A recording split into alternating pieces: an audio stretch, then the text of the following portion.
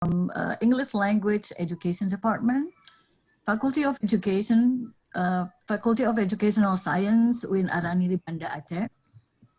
Today's themes, this is related to exploring the future of self-study research, prospects and challenges. We are delighted to have three speakers from different institutions. We have Pak Zulfikar, PhD, and Pak Didin Nuruddin Hidayat, and Bu Anis Sundusiyah, PhD.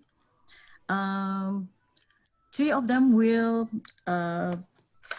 talk for about 45 minutes each, and then later on, at the end, we're going to have a Q&A sessions after all presenters done.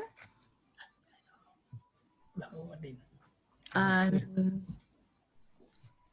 a couple words before I start this session.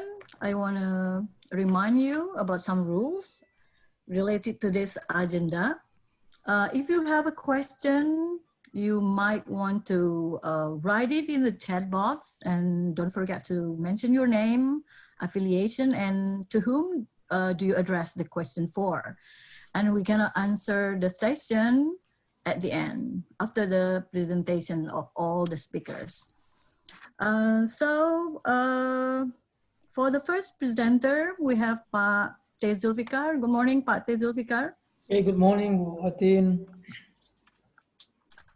I'm going to read a short bio of Pak Zulfikar. For those of you probably did not, MED PhD is currently the head of the Department of Language Education in the Faculty of Educational Science faculty, in UIN Ar-Raniry.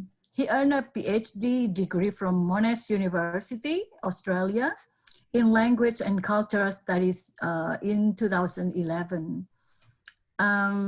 He completed 2 master degree, one MED from Ohio University, Athens, United States of America, in Educational Administration with minor in Applied Linguistics in 2006 with Fulbright Scholarship. And then the other one from Monash University in Leadership, Policy and Change in Education in 2003 with Outside Scholarship. His research interests includes education governance, educational management and leadership, pedagogy and cultural studies. I'm quite sure he has published widely in that title, the field of education and social science, and have a lot of present in several international and local conference. So that is for a short bio of Dr. Zulfikar. We are looking forward to hearing a lot from you, Pak, today. So I leave it to you. Go for it, Pak Zulfikar. The floor is yours. Okay, thank you, Qudwatin. Assalamualaikum warahmatullahi wabarakatuh.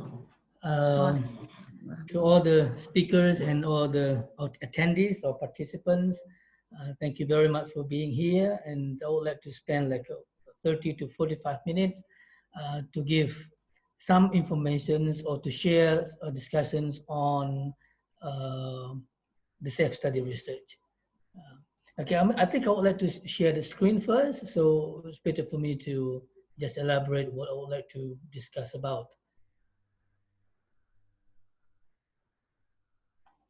Okay, all right. Yeah, you see the self-study research principle and practices. I think if you see if you listen to the titles of the terms or of the research, the self-study. So people might ask questions: can we study ourselves? Can we do the research on ourselves? Is it objective or not?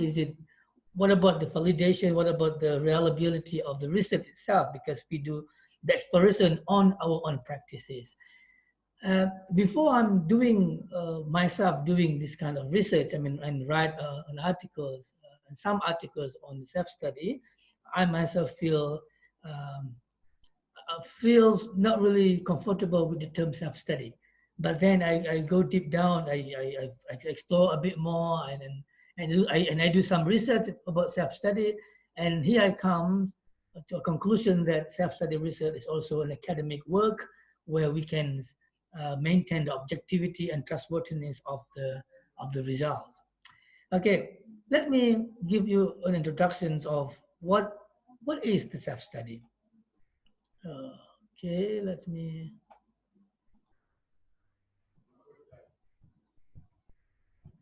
Okay, self-study. I think like synonymous, but not quite synonymous with this one, narrative. People heard about narrative, a look at the story of self, so where we talk and we narrate ourselves, and then also autoethnography, a look at self within the wider context.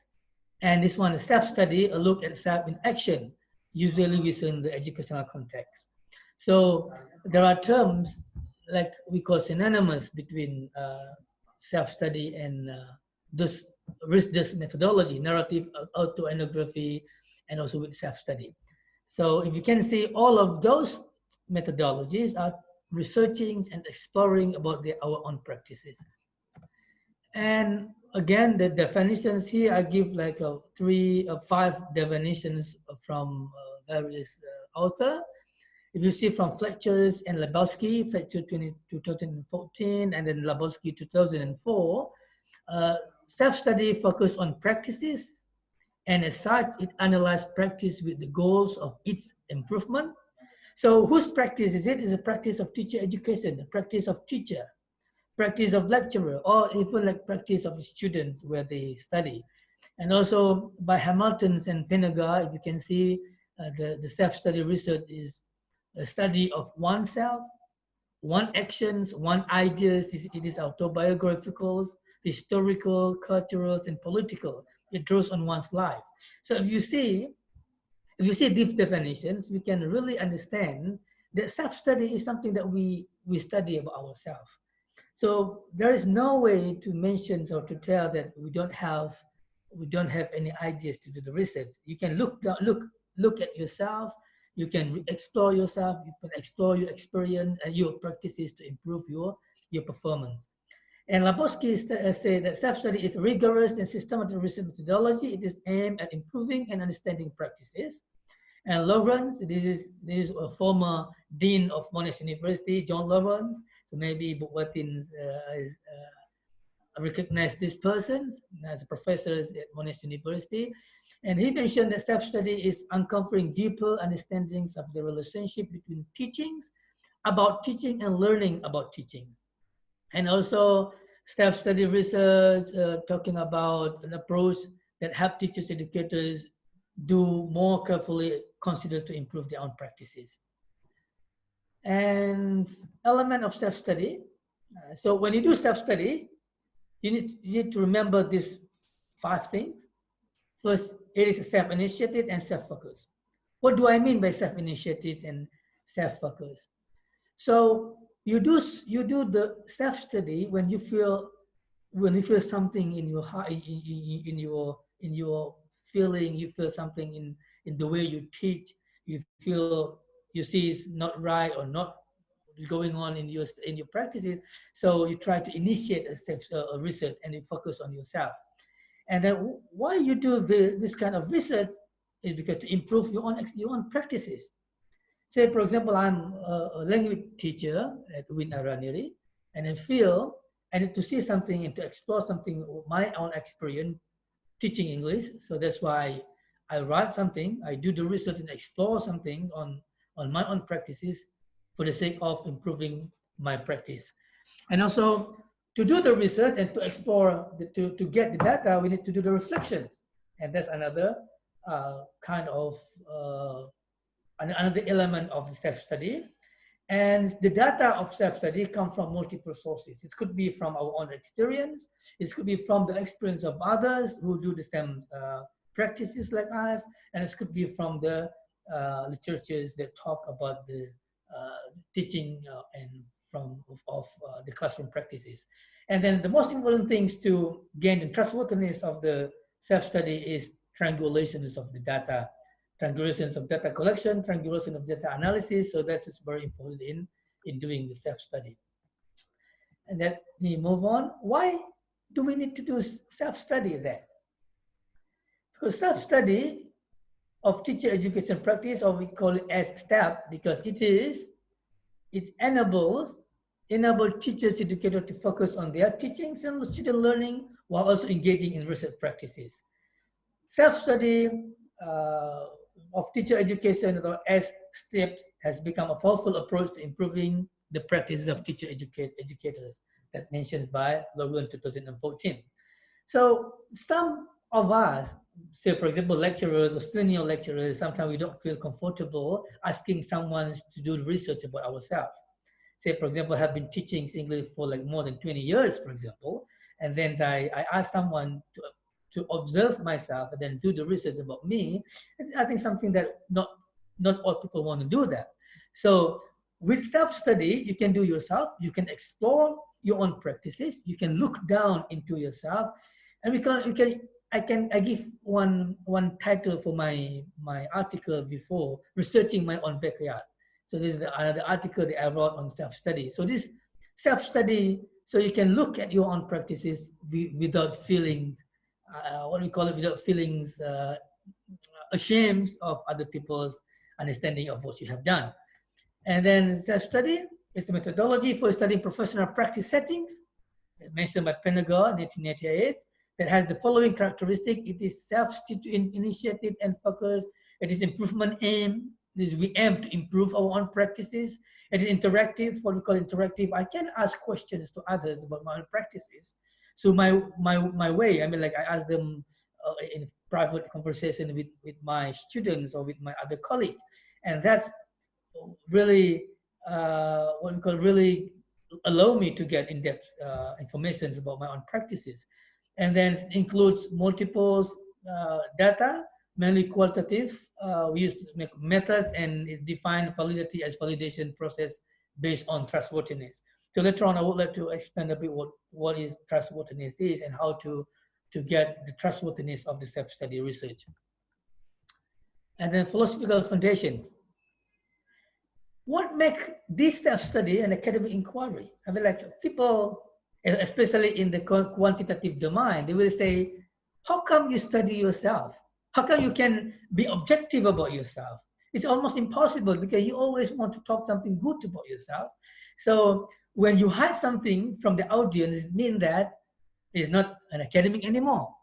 But here, let me tell you about what makes this self-study, this kind of methodology is the self-study is an academic inquiry. Let's see here. Codigence in 1995 say that change cannot be affected from outside. It should be from inside. This means that if you want to improve your own practices, you have to start from your own to your initiation. You need to initiate to do things to improve your own practices. And also the second philosophical foundation is that learning is processed through previous experience. So personal history and cultural context must be considered. So say, for example, if I teach now, the way I teach now is the result is the way I was taught earlier. So my experience really determines how I conduct my own teaching at the moment. So for that reason, when you look down into yourself, you do the research on your own practices.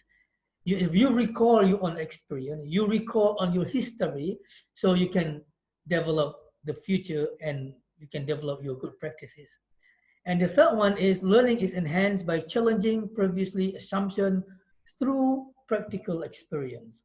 So I remember that one time John Dewey wrote a book with the title Education and Experience. It's written long way ago, 1970 something. And it talks about we learn when we experience something.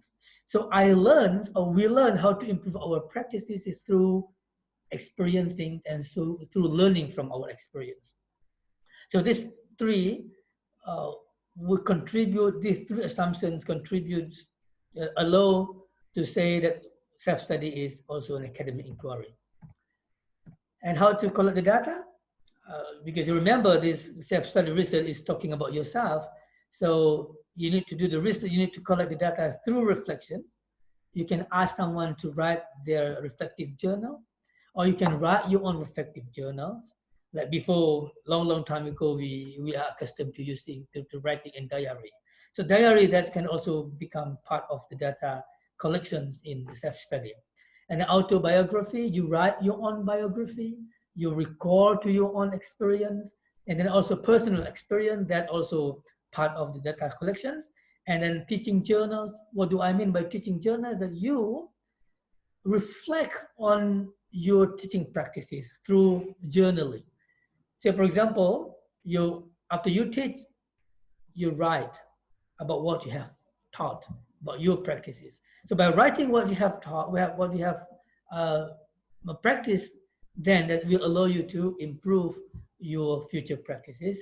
And also narrative. So if you see like 5 ways of collecting the data in self-study is also very widely recognized in the academia. So reflections, autobiography, personal experience, writing, teaching journals, and narrative is also 5 very important ways to collect the data in the self-study research. And then trustworthiness. This rigor, so you need to do the in-depth and then in-depth analysis, and also elaborations. You need to elaborate more on what you experience, elaborate your experience and connect it to your to the theory. And then transparency in reporting. This is very important. We need to report exactly what you experience. So then you can communicate with others what you experience and what you think good and what you think is not good going on there. So you can improve your own future performance. And then making it accessible for others, the data, the way we analyze the data, the way we get the data, we need to really report to the people. You need to remember that becoming researchers, that means becoming an honest person. You need to be honest to do a good research. Unless you can hide things, unless you can conceal the finding. And when you conceal the finding, that means it's not an academic work anymore. So you need to be transparent to others, and you need to tell others what you do and why you come into that conclusions.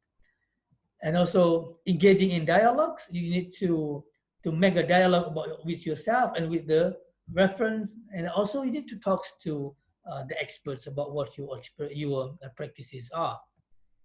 And then collaboration and critiques, and exemplar-based validations. So you need to, what do I mean by exemplar-based validations? You need to find out the technique and the strategies that the theories or the experts have given on how to give a very good validations on a particular work.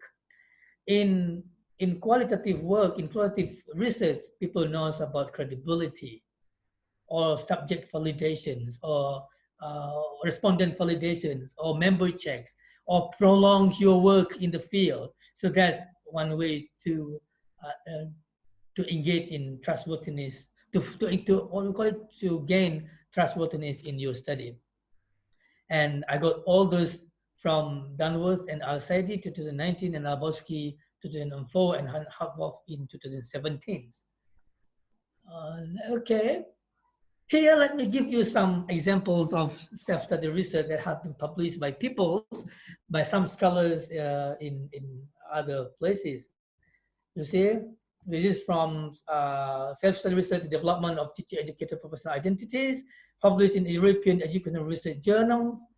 And these all, if you see how the author collect the data using the digital book, using the what we call it, the exit interviews and follow-up questioning and blah and so forth. So you can also download the article from the journals, and you can learn a bit more and you can learn further on the self-study research.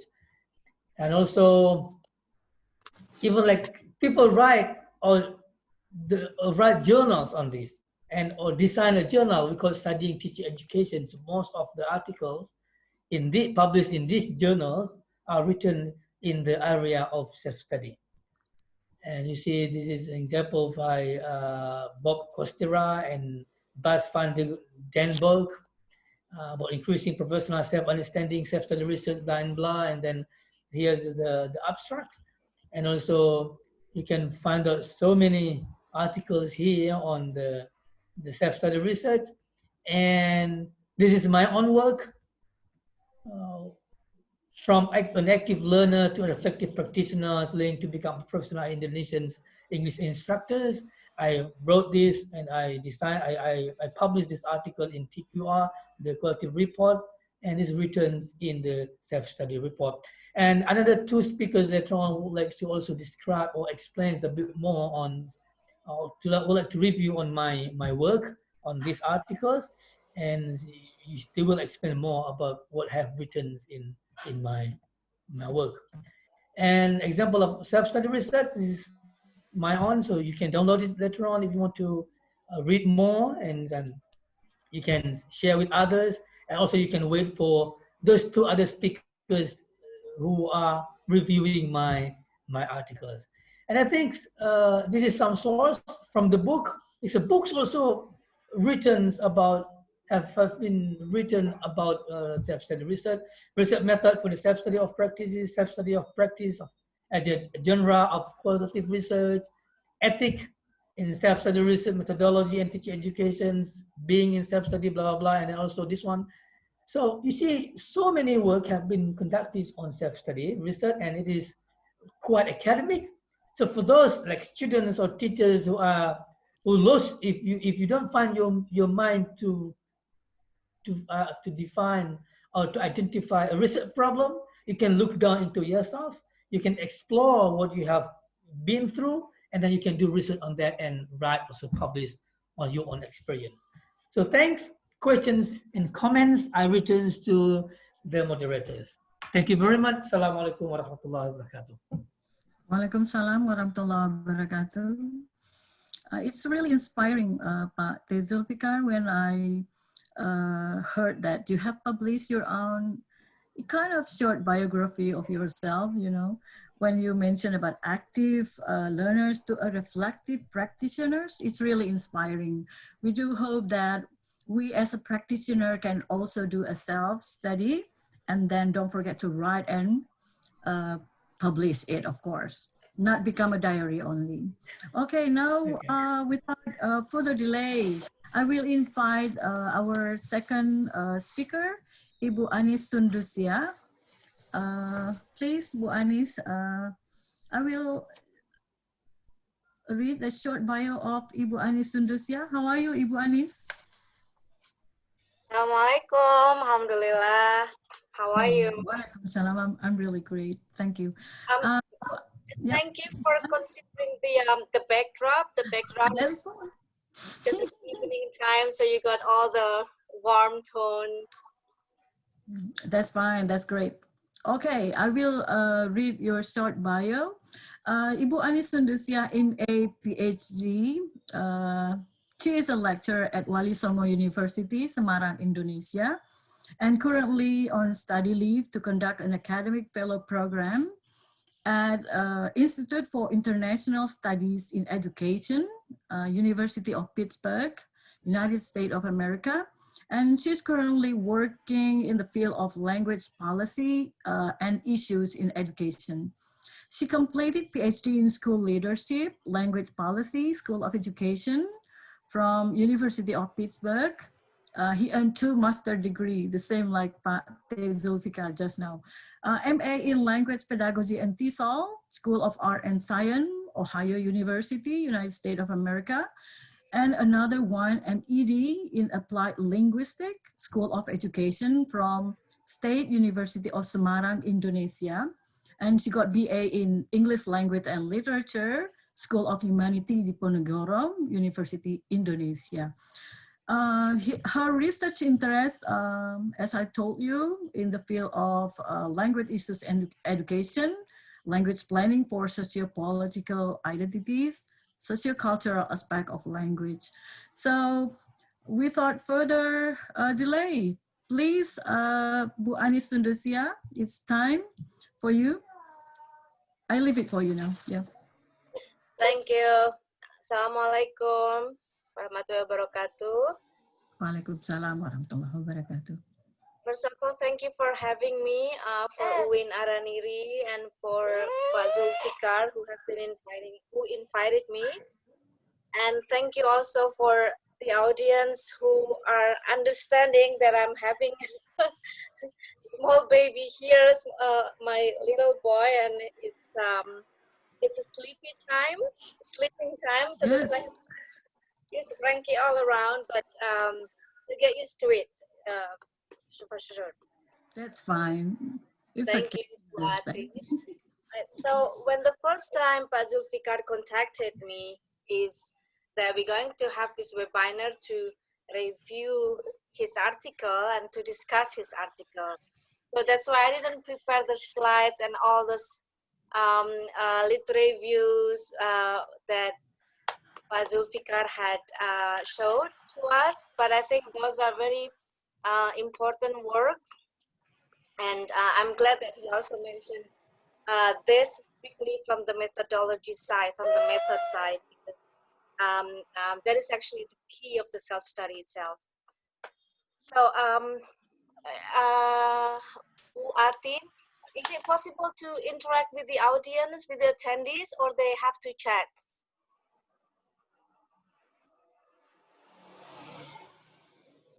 What is it? They have to chat, Bu Anis. They have to chat. Okay. So if I ask something to the audience, there's no way for them to get back to me right away. Right. Yeah. Okay. So then I will talk with Pak Zulfikar then. Okay. Right. No problem. Yeah. All right. Thank you. So the other thing is the audience also is the audience also read the article by Pak Zulfikar? Not all of them. Not all of them. Yeah. Okay. Only several, I think. Only several. Yep. So let me go. Nah. Hello, the baby. It's okay, ya. Anis. It's okay, Anis. He's being, because this is past his sleeping time. So the article on self-study, the title is from active learner to being professional instructor. Active learner. Yes. So again, as Pak Dul mentioned, this is an autoethnography, and this is the type of research, and you provide all the methodology. What is it? Methodology, supported reviews, and everything. The article talks about more or less Pak Zul's English learning journey from, is it high school or is it from primary school? From secondary school, from Sanawiyah. And then he went to the university doing his master and then PhD. And all of them are about being active learners as well as being a professional who keeps learning, who keeps being active, right? So if the audience or if everyone sees what he is right now, what he looks like right now, what he does right now, you can see actually that he's been an active learner. An active learner implies I'm so sorry. Okay. An active learner is not, I mean, the success is not a shortcut. There's some messiness behind that. There's ups and downs, there's a struggle, there's a questions, there's mistakes, there's errors. Right, so if I can share the screen, I'm gonna show you something. Can I disable participants? Can I share the screen? You can share the screen, yeah. But it says I cannot. Share screens. Disabled me as a participant to share the screen. In the bottom, share screens. I think you can. I can or I cannot? You can. Baik. You can. Kabar, Bu? Anis. It says I cannot. Iya, masih corona ini. Apa-apa lah. Right. So I really want to show several pictures that sums up the story of being active learner, being reflexive, and how that can be, turned into an autoethnography or self-study itself. Is there a way to share?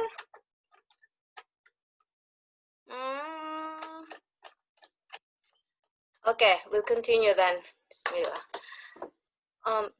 So what I'm going to show you is actually a pictures where what you see from other people is the neat part. It's a success part sometimes. But behind that, there's a messiness that not many people can see. And that's the part that you can actually share, make sense of it, and then turn it into a research paper, into a self-study paper, like what Pak Zul has been showing everyone here. That's one. And then the other thing is what we can learn from the article, what we can learn from his experience, what we can learn from the methodology itself.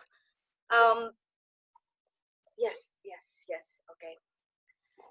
So one, we can probe, kita bisa meraba-raba, we can probe his experience of being an active English language learners since the time that he was clueless about the grammar, for example, until he found out something, until he learned about the concept, until he learned about competence and everything.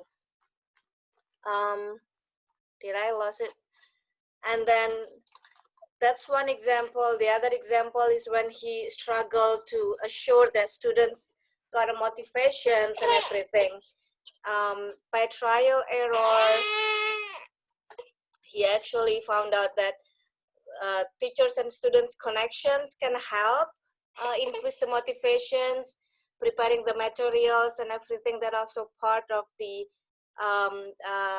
efforts to bump up student motivations. So all of those trial errors, making mistakes, improving the strategies, he mentioned that, and that can be turned into a paper. I'm sorry, if Pak Didin is ready to go for his presentations, can we have him to present first while I'm putting him asleep? Right. Thank you so much, Qudwatin. Pak Didin, I'm sorry, if you're ready. That's fine, it's okay. First, Okay, Bu Anis, we let Pak Didin first. I'll continue after you, inshallah. We will. Thank you so much. Thank you very It's okay. much. Sundusiyah. Probably we'll continue it later on. Yes, thank you.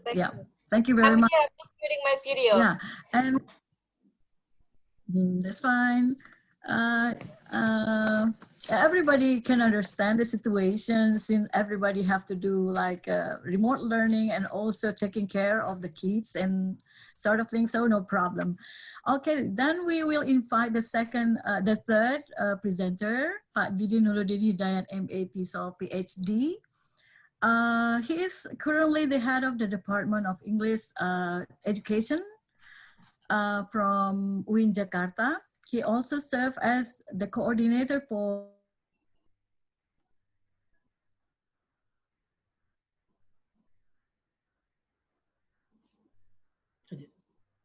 Bandung. Ada di bilang?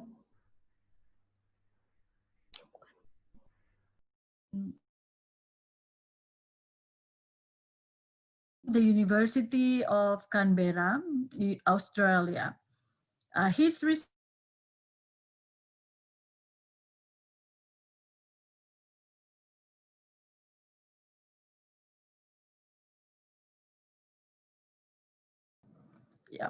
His research interests are mainly on teacher education, English teacher training, and effective teaching.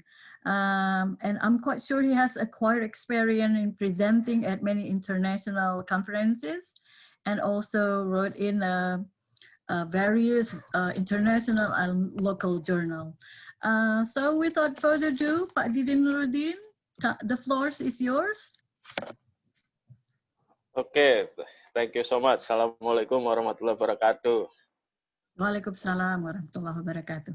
Okay, first of all, my apology, Pak Zulfikar and Bu Qudwatin Nisa. I have to change the mode from my handphone to my laptop. So if you don't mind to to hold the That's floor fine. for maybe a few minutes. Okay, okay. Yeah, once I'm ready for switching this, I'm going to inform you. Okay, take your time. Okay, thank you. Okay, while we are waiting, probably we can take a summary from the interaction with Ibu Anis and Pak Dr. Zulfikar before regarding how we can actually inspiring people by writing our own story, and then the people can see how we develop ourselves from. I always say to my friend, like from zero to hero, you know, like Pak Zulfikar already explained about that. Reading other people's self-study sometimes bring us an idea on how to solve some problem in our own teaching practice. And probably we also try to see from Pak Zulfikar experience what have been through. Like when you mentioned about secondary education, does it influence the way you teach, Pak Zulfikar? Sometimes when you go back teaching in secondary education, does it influence the way you teach your student back when the way the teacher taught you at that point of time? Yeah, thanks, Qudwatin, for asking that, for bringing that question. Yeah. So I believe that the way we teach at the moment is influenced by the way we were taught when we were at schools or in university. So I can reflect on the way I was taught before in my secondary schools, and I believe there's something that I can still reapply when I come back teaching there. But there are some other things that maybe I don't think it works well, or no longer. I think no longer working in the way in our teaching. Say, for example, in my experience in the boarding school, the way I was taught the vocabulary was by memorizing the vocabulary out of context. So every day we have to memorize the vocabulary, and I don't think that work for the time being at the moment right now, because we need to functionalize the vocabulary. We need to be able to use the vocabulary into context. So we need to be able to write, memorize the vocabulary, and also put it into the right context while we are writing and also while we are speaking. So I think in that point of things, I may not be able to reapply the way I was taught, because something that through learning we find out that some issues that we need to modify. Okay. Okay. Yeah. Okay. Please, Pak Didin, whenever you are ready, just jump in and start the session. And Pak Zulfikar, there's one question from Andi Irlina from UIN Antasari. Could you please give us the simple organization of self-study? Probably you can answer this question. Okay. If you have time to read my articles, it's really the storytelling, but storytelling in the academic way. So I start by telling my own experience learning English in the boarding schools, but I don't just explain, I don't just tell the story, I don't just narrate the story to others, but after I do some narrations, I communicate it with the theory. Say, for example, when I say that I learned, I know that I was taught step by step from the very basics to the advanced elements of English. And then I see the theory, some theories say so, that when we teach the language, we need to teach them from basics to the advanced. But other theories come out that you need to really do the integration. So it's no need to teach from small points of the language. So yeah, I think the simple ways of writing the self-study is just narrate your own story first. After you narrate your own story, and then you need to take some issues from your story that you can communicate with the theory. So I think that's a very simple way. So if you don't have any ideas, then sit down, relax, and feel what you have gone through in your own learning of English, and then write step by step. You can make make clusters from your first experience, the second experience, and then until what you have experienced at the moment. Yeah, I think. I hope that Okay, answers thank you the very questions. much. Yeah. Yeah, I think it's really clear, Pak Zulfikar, the way you narrate your story. And also when I read your article, it's really inspiring me. I really want to narrate my own story later on. Okay, it's good. Okay, Pak Didin, as I think you are ready now? Yeah. Yeah, still busy a bit. Okay, organizing everything so that we can learn a lot from Pak Didin. Okay, we still have plenty of time. And don't forget to write down the question in Q&A chat box, please. Yeah, the floor is yours, Pak Didin. Okay. Hang on for a second. Sorry. I wasn't aware that I still use the background. Okay. Well, I don't have the, the green screen. Okay, now I'm ready. Okay, first of all, Assalamualaikum warahmatullahi wabarakatuh. Assalamualaikum warahmatullahi wabarakatuh. Thank you so much for inviting me, Pak Dr. Zulfikar, one of my best colleagues. Yeah, it's been an honor for me to read on your work, valuable work that kept me on doing the reflection, especially throughout the weeks, because I've received this paper a few weeks ago and I've already got a chance to read everything, and it looks really interesting, and it also like triggers me to remind me again as an educator to do a reflection on my own learning and teaching experience. So I believe that if all audience have read this work, they will be also triggered and motivated to do the reflection. Later I'm going to explain everything, but I'll try to present it using my PowerPoint slide here. Okay.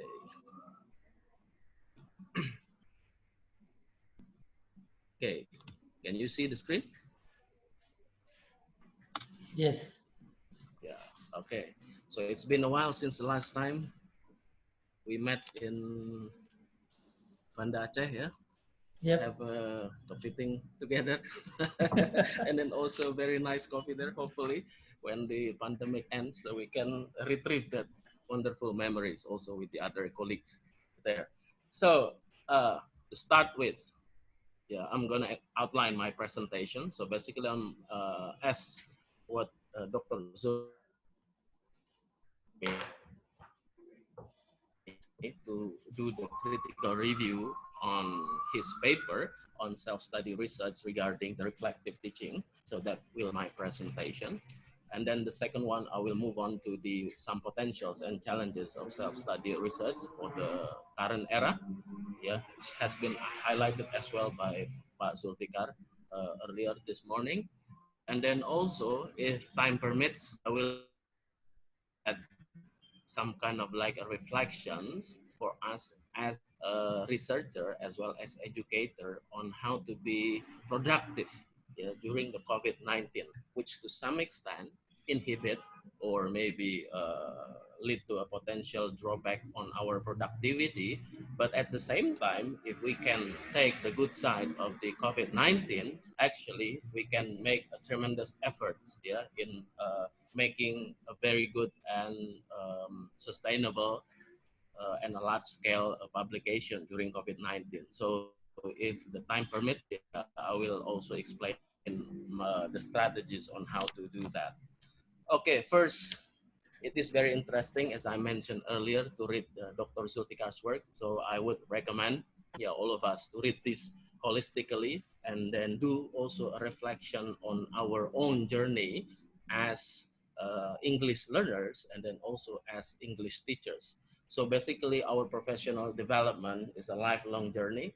So people will not be receiving a very good result if they think that our task as educator should be finished within a short time frame. So basically, this is a very lifelong journey and involves a complex and multi-dimensional process. Yeah, it's not only about teaching, but it also requires us to learn throughout our life and then doing the reflection on it.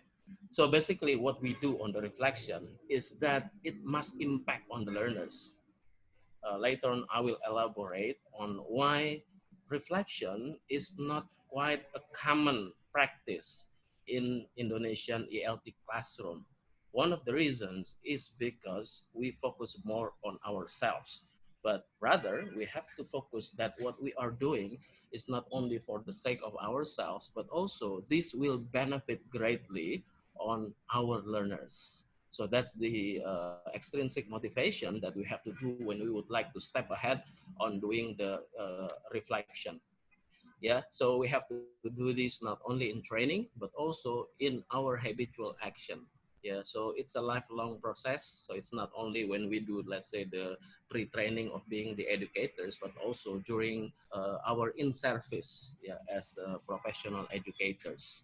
So in terms of the technicality, I would comment that this paper is beautifully written in a high standard of academic English. It's not because Dr. Zulfikar has treated me with kepiting and then also coffee the other day in Aceh, but truly, if you have a look at his own writing, yeah, it is written in a beautiful and a high standard of academic English. Rarely that I can find a major, let's say, errors on the way he structures the writing. The ideas went really coherent, the cohesive as well. So it has fulfilled all the academic standard of English writing. And then also what I would like to admire is on the way he wrote the arguments and then also back up with evidence with relevant and updated resources.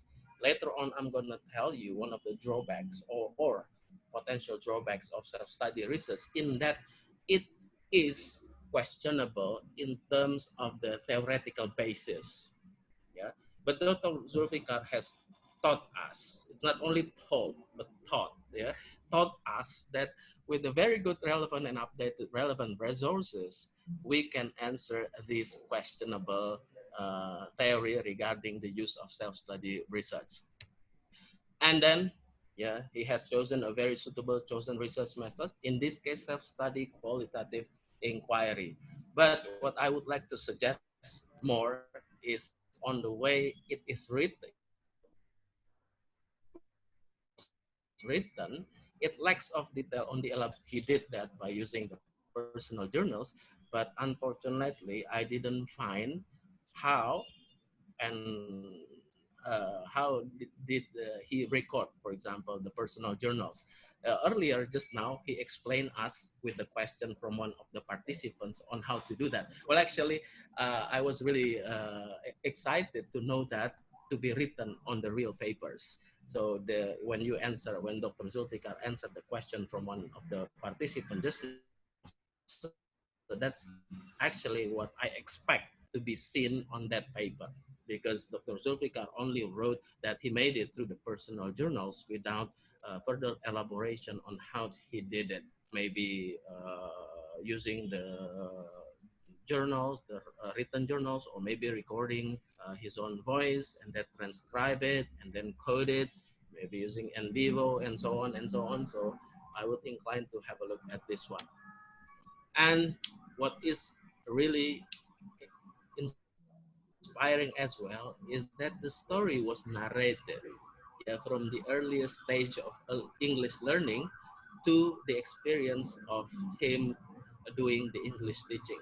So tadi Ibu Sundusiyah, Anies Sundusiyah has already also explained that the story was narrated when he started his English learning, which simultaneously, not long ago after that, Dr. Zulfikar started doing teaching. So that's the when he did the reflection of his own experience as an English learner. So he successfully, on the writing of the paper, listed in a very detailed way on how the strengths and then also the weakness, and then reshape his own teaching on the later stage. So that is really impressive. And then if we read the article, we will see, so a reflection of him is basically is a cyclic process of roles transformation, starting when he was a student and then becoming a teacher and then return again to be a student, yeah, when he pursued his master and then also his doctorate degree, including the pre-departure orientation, yeah, and then also another one when he became the teacher. So it's a likely process of roles transformation. So that leads us to a very important conclusion that when we do the reflections, yeah, it needs to be done holistically. Yeah, refer back again, reflect back again on our previous English learning as well as English teaching experience. Yeah, that will shape how good we are in teaching for the future and then also the current student. And then so content, he wrote rationale why critical reflection is not a common practice, yeah, in the Indonesian setting. Well, actually, the key theories in the critical inquiry into this concept dated back in the work of John Dewey, yeah, around 1910, and then also further elaborated by Donald Scone, yeah, in 1987, and then Paulo Freire in 1970. He wrote that one of the drawbacks, one of the causes why the critical reflection is not a common practice is on the rote system of the Indonesian education system, yeah, which mostly centered on memorization. So that inhibits us, yeah, everyone, yeah, almost everyone in Indonesia is not used to do the reflection on their own. But I believe that the reason is more than that. Perhaps, yeah, this is just my assumption and then also my my argument. It can also be dated back again if it's not too far to the government of the new order, yeah, where the president always what is it always encourages people in the concept of the social harmony. Perhaps, yeah, I don't know, but this is just my theory, where everything is lived in harmony, so there's nothing to be contested on, nothing to worry about, nothing to be questioned. So perhaps, yeah, that also leads us, because that one was promoted quite extensively, yeah, all over Indonesia. In Indonesia, is everything is fine. You don't need to think anything about. You don't need to reflect on whatever going on and things like this and that. So everything was looked to be perfect. So people are not really used to find the to do the reflection. According to Dewey, yeah, he argues that reflective thinking initially is prompted by a desire to deal with some puzzled condition. That's what Dewey said. But during that time, yeah, everything was meant to be perfect. Yeah, everyone lives in harmony, so no need to question about anything. So that perhaps, yeah, one of the potential causes of why critical reflection was not really common in Indonesia. And then the next thing that we can consider is also due to the goal of education in Indonesia, mostly related to the test. Yeah, the goal of the education is mostly on driving the students to be success, yeah, on doing the examination, especially the high stakes one, for example the UN, or maybe reaching a high standard of GPA, yeah, and then graduate fast. Yeah, that also becomes one of the motivational drive, yeah, perhaps, yeah, why critical reflection is not common in the Indonesian setting. Indonesian context, because people, educators, and then also students are really to be successful, yeah, in reaching those high standardized tests. And then also another one of the reasons why critical refraction is not that common in Indonesia, in my opinion, is also because of the personal issues. Yeah, especially dealing with the factors. Yeah, cultural factors. Someone who are not really used to evaluate himself or herself. Yeah, so it's not common. Yeah, even if we do the reflection on our teaching, we do believe that it is not for the sake of us, but also for the sake of our students. So those are some of the reason, why the reasoning of the rationale perhaps that could be added, to add the value of the article. Perhaps, I don't know. Dr. Zulfikar can debate me on this one later on. And then a very good, strong theoretical basis. Yeah, Dr. Zulfikar has highlighted, the work of Dewey, John Dewey, and then also Donald Scone, relating to the critical reflections. It says on the article, basically, reflections consist of three things. Yeah? The first is a reflection on, second one is a reflection in, and the third one is a reflection for practices. Yeah, or in other words, it says by Van Manen, it is anticipatory reflection. Basically, in short, reflection on is when people do the reflection, after their work.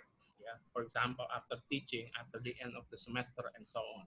While reflection in is a kind of reflection when the educators do that during the teaching. Yeah, because sometimes we as educators need to act straight away on the condition of the class, for example. For example, we might see on the students being naughty, for example, or being noisy, or being not really interested on our performance during teaching. So when we do reflection in teaching, so that's what we do at the same time when we do the teaching. And then also reflection for practices. Yeah, that's the example when we prepare our reflection prior to the teaching. So that is really a loop combination with reflection in teaching. Yeah, so what we other experts says this as anticipatory reflection. I would uh, be more interested if other theory regarding the what is it, the theoretical basis of the critical refraction added the idea of Paulo Freire. Yeah, because he adds another insightful theory on the critical reflection by relating that to the social and political factor. Yeah, and then also the work of Van Manen in 1977, where he added three other potential factor of the reflection that it deals as well with the technical. Yeah, the technical is close to the reflection in teaching. Yeah, and then also on teaching, and then also for teaching. Yeah, and then also the second one is on the practical level. And then what should be on the next hierarchy of the reflection is on the critical level. Yeah, so teachers need to think about the social, the cultural, and then also the political context of their teaching and the ethical issue which may interfere with their teaching. Yeah. So Van Manen has reminded us that the critical reflection should not only on the technical and practical level.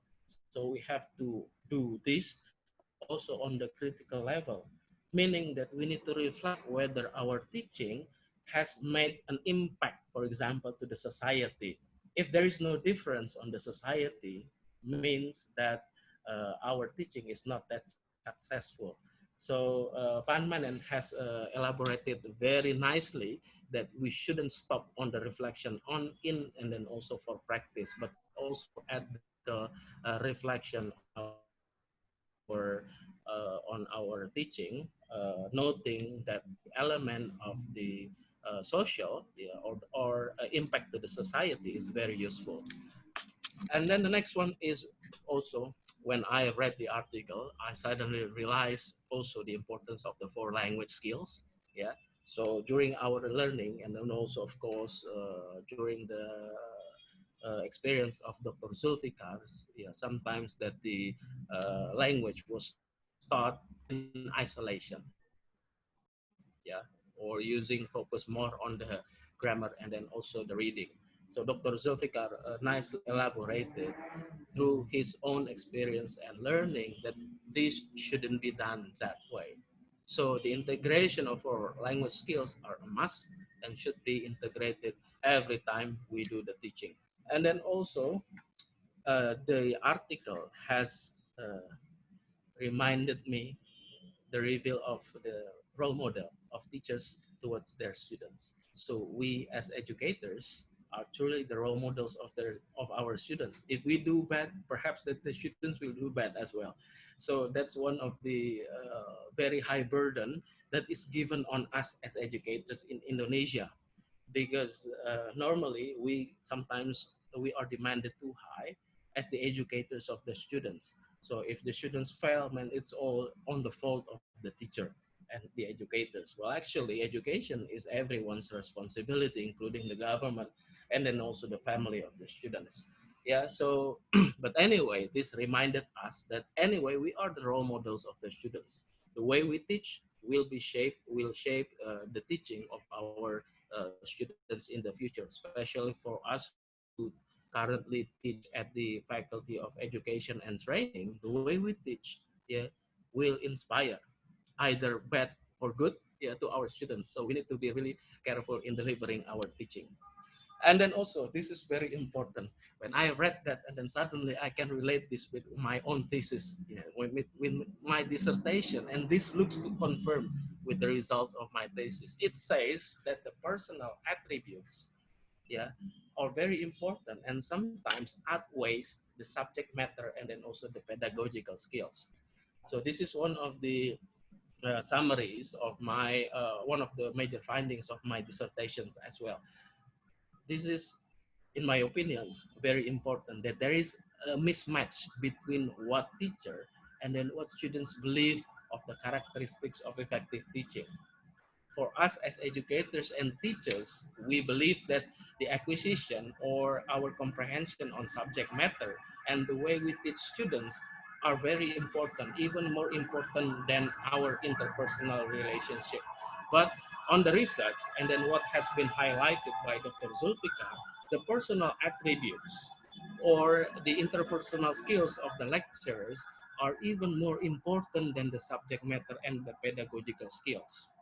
So this is one thing which is very important for us to do the reflection on, because it's not only about the way we understand the subject matter, and then also it's not only the way we deliver the subject matter to our students, but it is about how our personal attributes, yeah, will play a major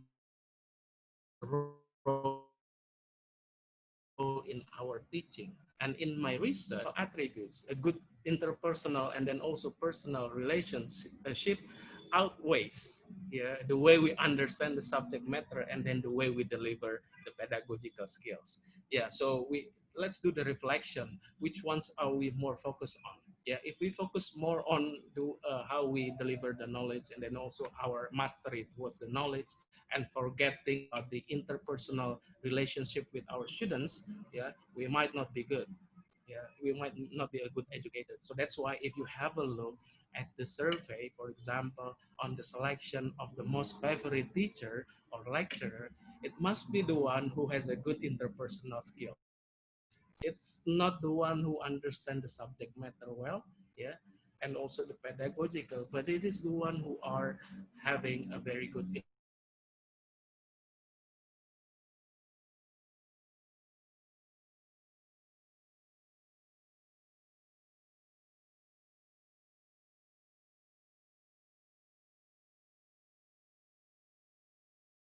So this is one of the experience when developing a curriculum of English that affection Again, affection, the love to our, also a friendly classroom atmosphere plays a major role in our teaching. And then also when we teach language, practice and exposure to English, yeah, should be made available. So that's why it raises the importance of the English learning communities that we have to develop, yeah, on our department. Yeah, so the teaching is not only happening in class, but also outside in the larger community. For example, we have some kind of like English day, for example, Monday and Thursday. So everyone should speak in English. If everyone fails to English, they can treat their colleague or friend with a coffee, maybe, so on and so on.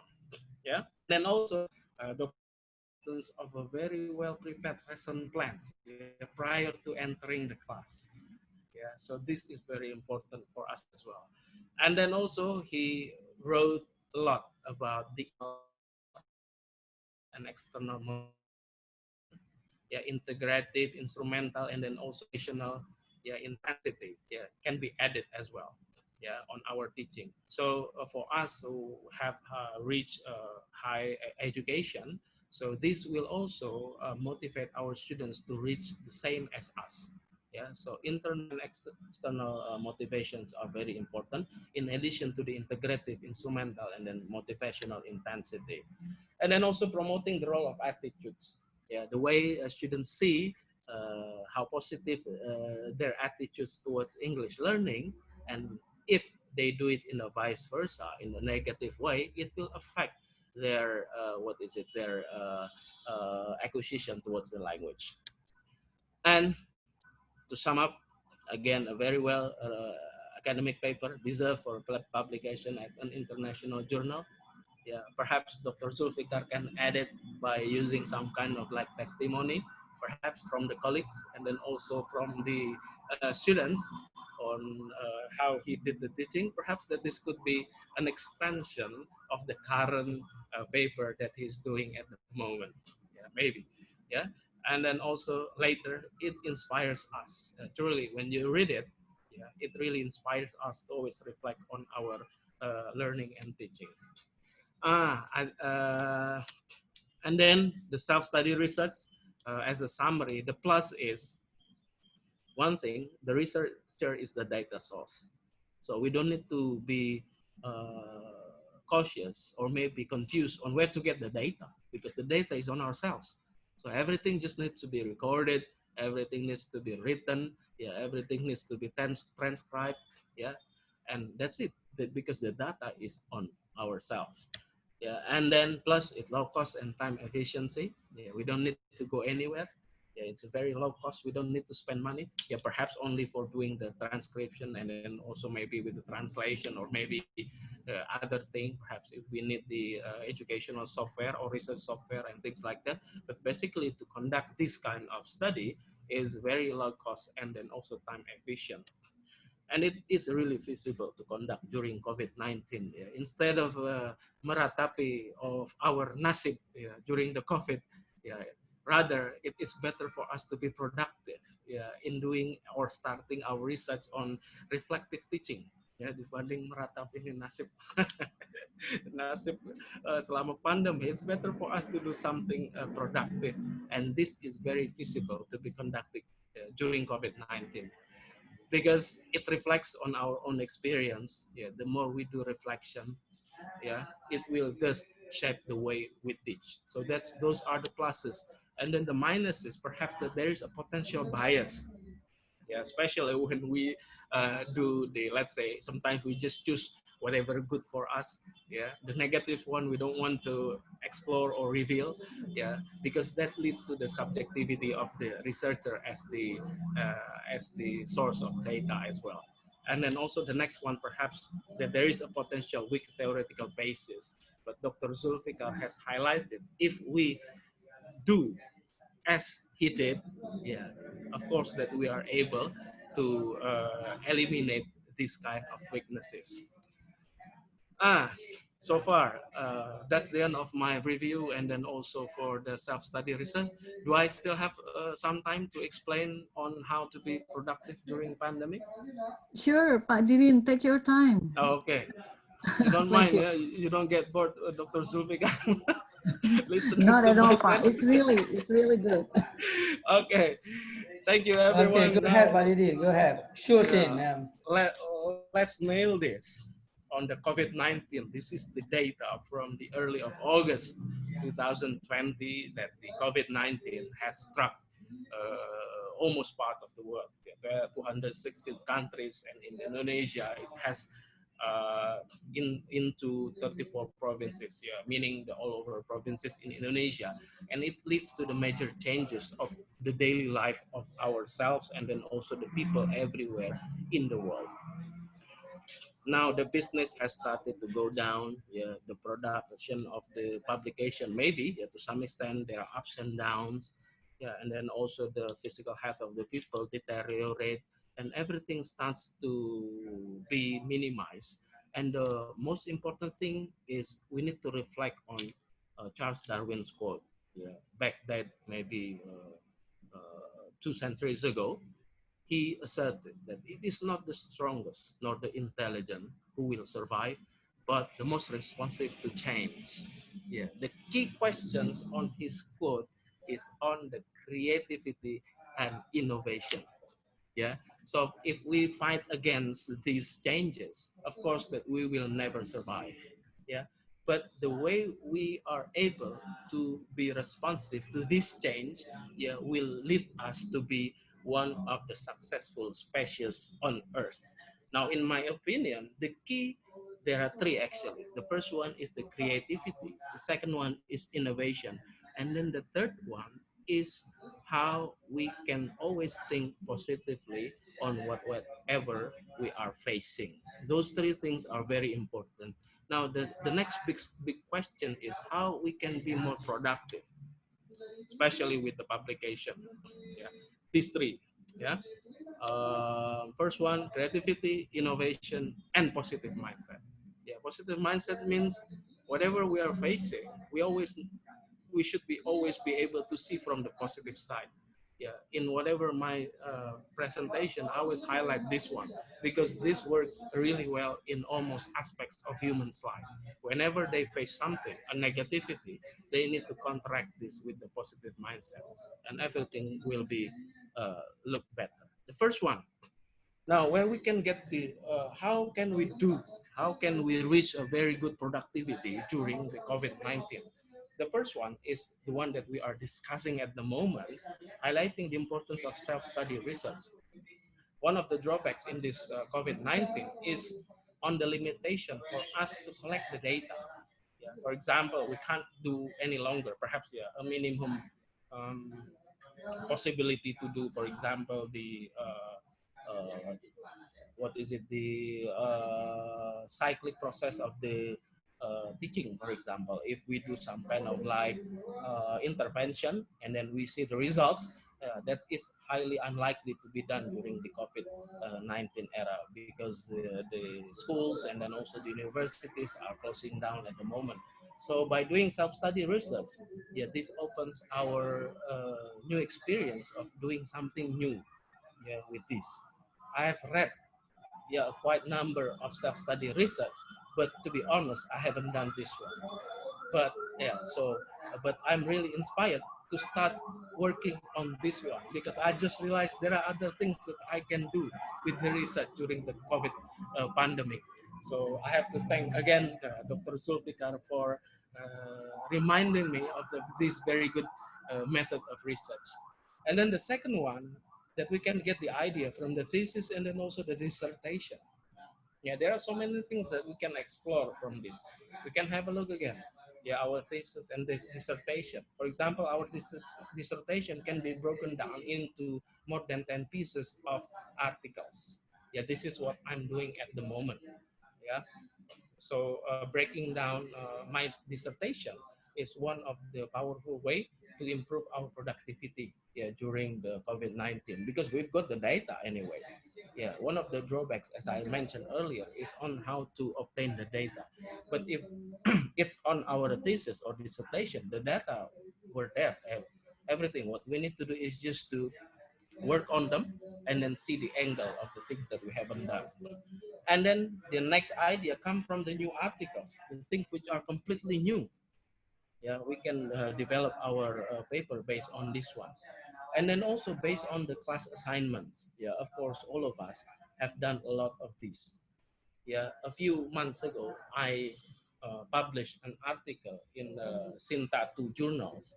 The idea came from my master degree class assignment. That was back on 2008. So that was 12 years ago.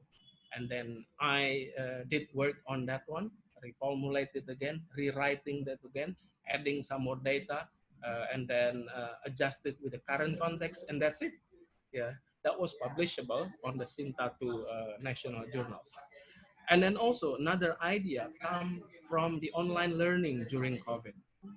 This is what I'm doing as well.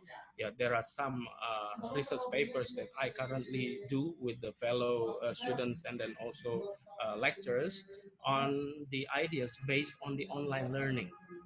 Yeah, we can have a look at the drawbacks of online learning. We can have a look at the effectiveness of online learning. Yeah, we can see the potentials of online learning and so on and so on.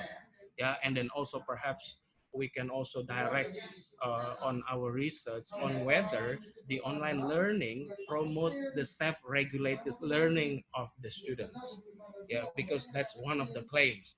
Yeah, that is being developed at the moment, whether online learning is truly able to develop the self-regulated learning of our students. So this warrant a further investigation.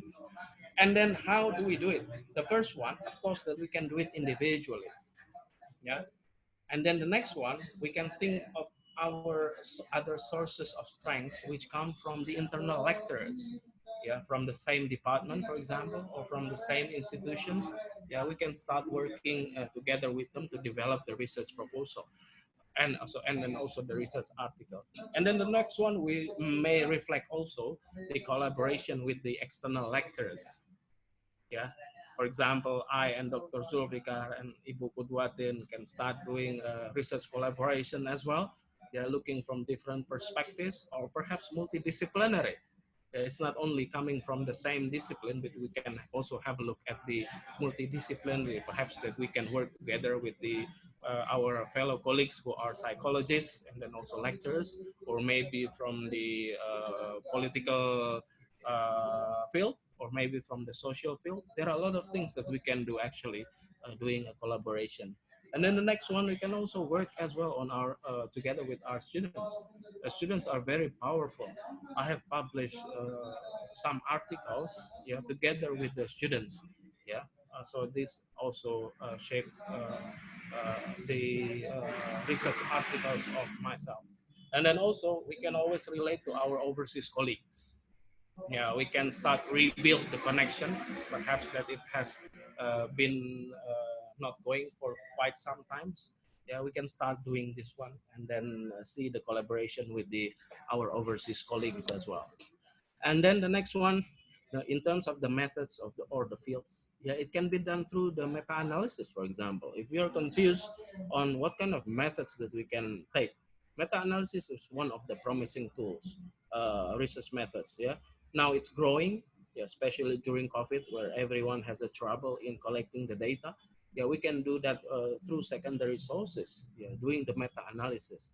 Even we can also promote this to our students as what is it, as an alternative for them in writing their scriptsy. And this has been legalized by the letter from our Director General of Islamic Education, saying in the letter that meta-analysis can be used, yeah, as the methods for doing the scriptsy. And then, of course, with the narrative inquiry, the one that we are discussing, yeah, in the general term, self-study is included into the narrative inquiry, yeah, looking at the experience, yeah, of someone or people. And then the next one which is also time efficient and cost efficient, is doing discourse analysis. Yeah, I've published some articles on discourse analysis, including the one that I published in Dr. Zulfikar's journals, yeah, department, English. Yeah, Yeah, I work a lot on discourse analysis throughout this COVID-19 because it's really interesting to have a look. Yeah, we analyze songs, yeah, we analyze video, we analyze speeches, even we analyze what is written on the commuter line, yeah, on the train. We also analyze the YouTube videos. Yeah, there are a lot of great ideas that we can do using the discourse analysis. Yeah, no need to think about where we get the data. The data is just on the internet there. Yeah, we can always do that. And not to be boastful, but so far from March until August, so by doing this kind of strategies, yeah, working collaboratively with students, with individually with my fellow colleagues, internal, external, and then also with my overseas colleague. So from March until August, so I always take a good side of pandemic where I cannot go anywhere. Yeah, I couldn't go anywhere. I couldn't meet Dr. Zulfikar. I couldn't meet everyone out there. Yeah, in short, during pandemic, yeah, I've never gone anywhere. So this is a good one for me to sit on my chair and work on the articles that have never finished before. And the result was really amazing, in my opinion, because during March and August, yeah, 40 articles have been submitted and 22 articles have been published, yeah, mostly on the nationally accredited journals using the strategy that I have mentioned before. So it's not done by myself individually. That is impossible for me to be able to do this far, but by doing a collaborative, yeah, and then also the individual work with others, and then also doing the various research work in many different research methods, yeah, this is really possible. Okay, thank you. That's all. If you want to reach me, you can shoot me an email, or maybe if you are interested in knowing how narcissistic I am, you can have a look at my at my Instagram here at Didin Nuruddin Hidayat. Okay, I think that's all that I can say for this presentation. Once again, thank you so much, Dr. Zulfikar, and then also Ibu Qudwatin Nisak for this valuable opportunity. Thank you. Thank you. Thank you, Pak Didin Nuruddin Hidayat, for a really good critical review toward Dr. Zulfikar work, and also an additional information to us regarding the way how to deal with the pandemic, and also several other important part in related to research. But now we move to Bu Anis Sundusiyah. I'm quite sure Bu Anis is ready now because the kid is already asleep. Okay, Bu Anis, He's sleeping now. it's time for you now. Thank Yeah, you. to continue. Thank you so much, Yeah. Bu Atin and Pak Didin, for the presentation. That was quite a review that you can turn it to be an article itself, like an article review for Pak Zulfikar's paper. Right. And well, speaking of self-study, pandemic, and work from home, it is true that lots of papers, research paper has been developed, has been made, has been crafted from the situations. And Pak Didin's ideas, suggestions on the last slides are really, really helpful to sort of improve productivity and everything. I'm just gonna share like 3-4 short slides, basically my impressions or my review on Dr. Zulfikar's article, and then I think we have lots of time to move to the question and answer sessions, and hopefully I can chip in more on that part too. So I'm gonna share the screen right now, but I couldn't. Okay, screen. You can share the screen. Can you see my slide now? Not yet. Is it up now? No. Okay, technology breakdown again. Basic screen. Share screen. I did. Okay. Yes. All right. How It's is it coming. now? It's coming, but it's still dark Yeah. on my. Not this one. It's coming. Yeah. Yes. Is this the one?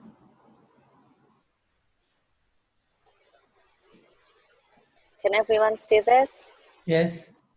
It's not that one that I need. That. Oh, that one. This is what I need to share.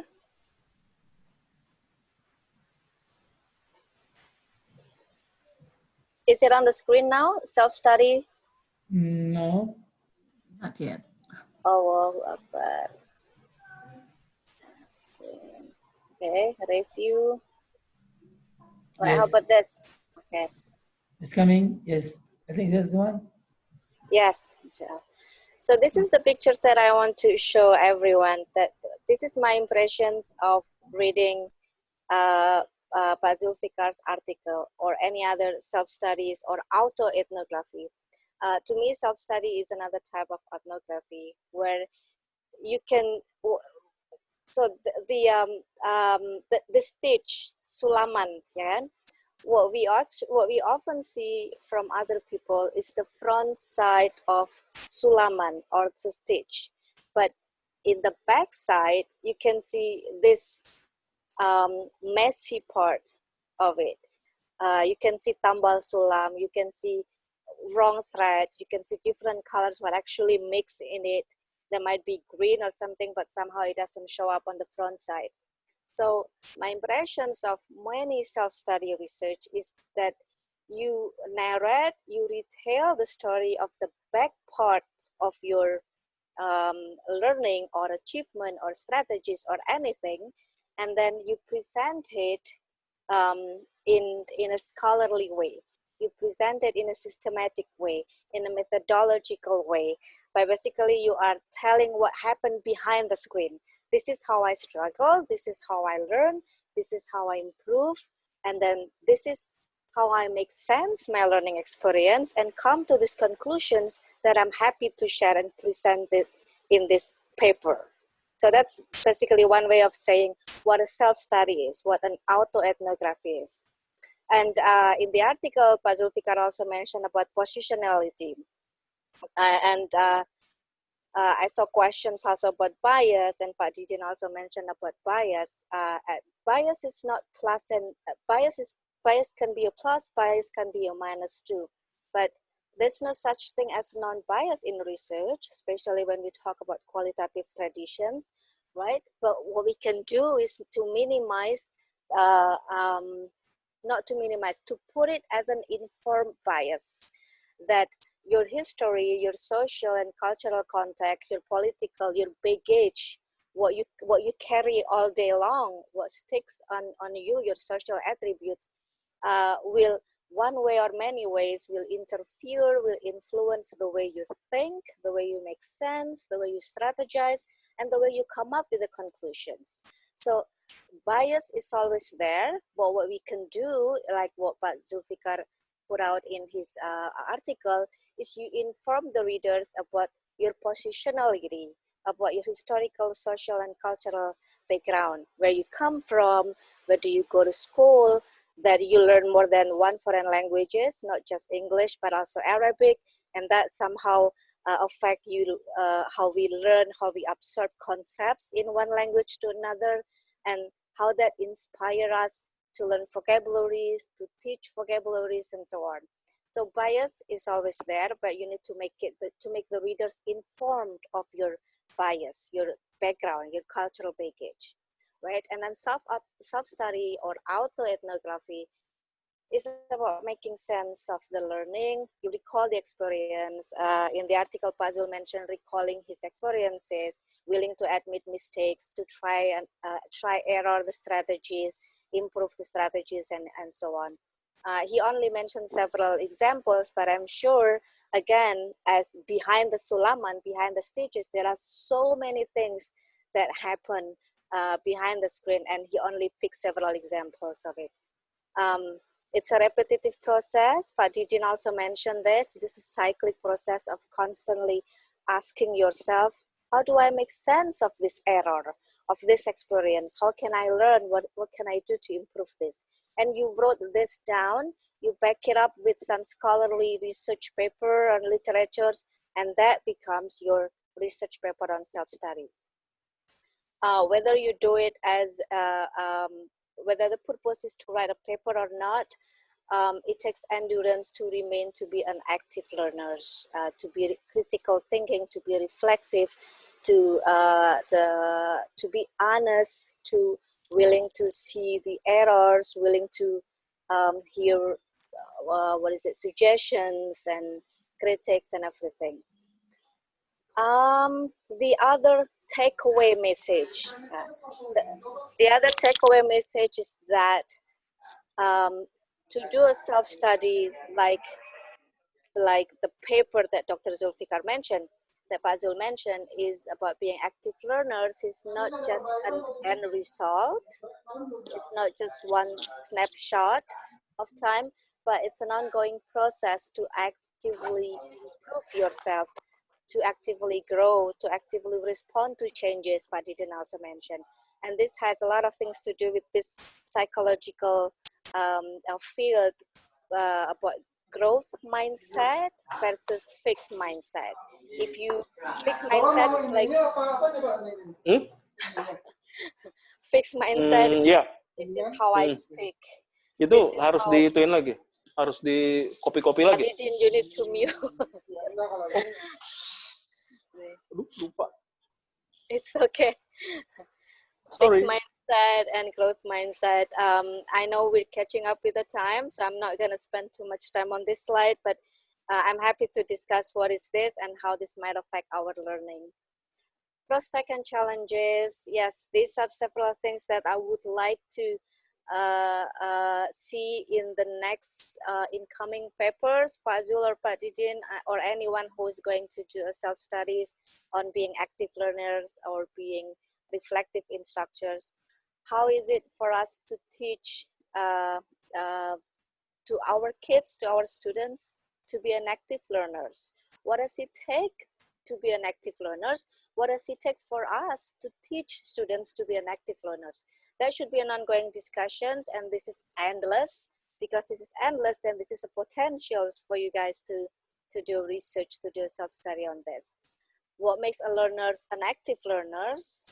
And hence, what makes a classroom, our classroom, inside or outside classroom, an active learning situations that enable or stimulate students to be active, to be reflexive, to be critical thinking, to be honest,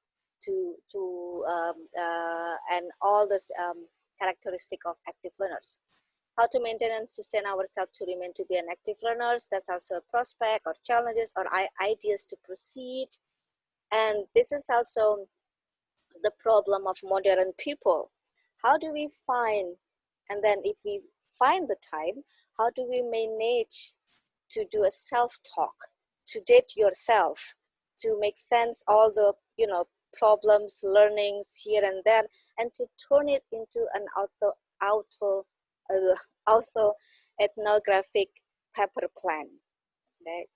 Or the process of finding this itself can be another paper of self-study, finding time to talk to yourself and to be in a solitude, to date yourself so that you can clear mind and identify what kind of research paper you want to do in the future. Okay, I think that's I only have 3-4 short slides basically to wrap up everything, and I'm looking forward to another to respond to questions and to continue discussing on this. Thank you so much, and I thank you for understanding on my situations before with the baby and everything. Right. Thank you. Assalamualaikum, Qudwatin. Waalaikumsalam warahmatullahi wabarakatuh. Thank you very much, Bu Anis, for providing a review, and also I like the way Ibu Anis tried to make an analogy with stitches, like you present something really neatly, but behind the scenes you never know what's going on. Right. It's really need a hard effort to publish something and then it become an auto ethnography, as you mentioned. Okay, we already have two questions from Hijatul Kamaria. I think we go directly to the question and answer session. Hijatul Kamaria want to conduct her own self-study, but still confused about the process of collecting the data and analyze the data. How to keep the data and finding of the research not bias in this study. So how to deal with the bias, even though Bu Anis already mentioned about the bias before, but precisely how to deal with these kind of things. Probably Pak T. Zulfikar can answer it first, and then Bu Anis and Pak Didin can add later. Okay. Okay, I think I would like to invite the guest speaker first to answer. Okay. Bu Anis or Pak Didin. Pak Anis or Pak Didin want to respond to this question?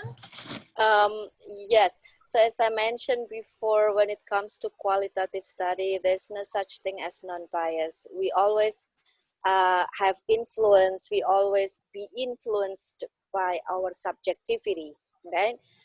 That you are woman, for example, then you might have different way of seeing worlds. That you are from Aceh or me from Semarang, we have different ways of, you know, like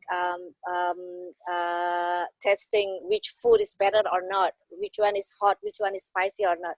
You know, those kind of thing is always attached on us, whether it's physically or mentally or psychologically or academically or professionally. And it's inevitable, nggak bisa dihilangkan. It's there, and you just have to acknowledge it, and you have to mention how those things, how those cultural baggage, how those professional academic background influence the way you design your paper, influence the way you collect the data, influence the way you analyze, making sense of the findings and everything. So it's okay to be not to be biased, but you just have to mention what are those biases.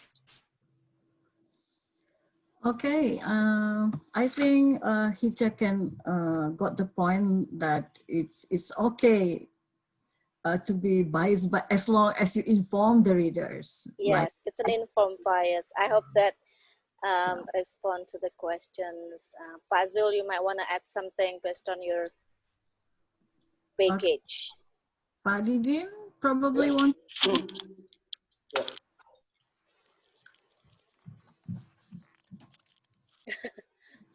Yeah. Okay. That is the one that I have highlighted as well on my presentation. That the potential of bias, especially when we do the self-study research, or the narrative inquiry that deals with ourselves as the lectors. I think, yeah, that is a really quite normal, to be quite difficult to remove the bias. The bias itself cannot be removed completely, but what we can do is by minimizing them. Yeah, one way to do it is by using the other experts' judgment. Yeah, for example, once we have narrated our story and then compile that into data, perhaps that we can ask the other experts or perhaps our colleagues to have a look at the presentation of the data. Yeah, it's very important for us to have the outsider views. Yeah, perhaps that they might question on certain data that we wrote there. Yeah, perhaps that he might question as well the things that might be hidden or the things which are too bombastic, perhaps. Yeah, so by having that external outsider view, that will be very important for us to reduce that potential minimal bias. And then also when we know that we're going to apply that, the outsider views, of course, that when we started the research and then narrated the data or the story or everything, perhaps that we know that we have a referee to watch us. Yeah, so that will inhibit us to some extent with that potential bias. And then the second idea is on to be explicit as possible on the methodology section. Yeah, we have to write everything in detail, including on how we did the data collection, how we did, for example, the transcription, and then how we analyze the data. Yeah, by presenting holistically on the methodology section, I think it will work well, yeah, to minimize the potential of bias. I think those are the ideas, in my opinion. Thank you. Can I also add something? Tailing from Pak Didin, from what Pak Didin just mentioned, that we have another person's readers or reviewers that also need to be mentioned on the methodology, that this is part of the cross analysis.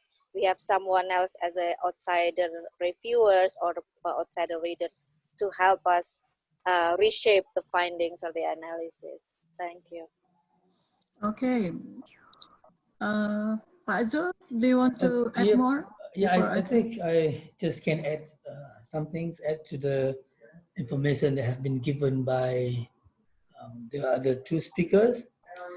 To my experience, that I mentioned early on that being a researcher is being an honest person.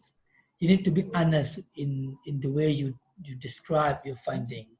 And in fact, as Ibu Anis and Pak Adil mentioned earlier on, to really mention it in methodology, whom you ask for the advice, and what the process of your data collection. You need to really make it detailed in your methodology sections.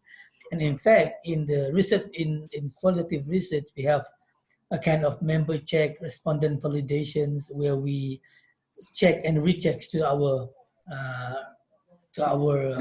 participants, if we have the participants in terms of ethnographic study, for example.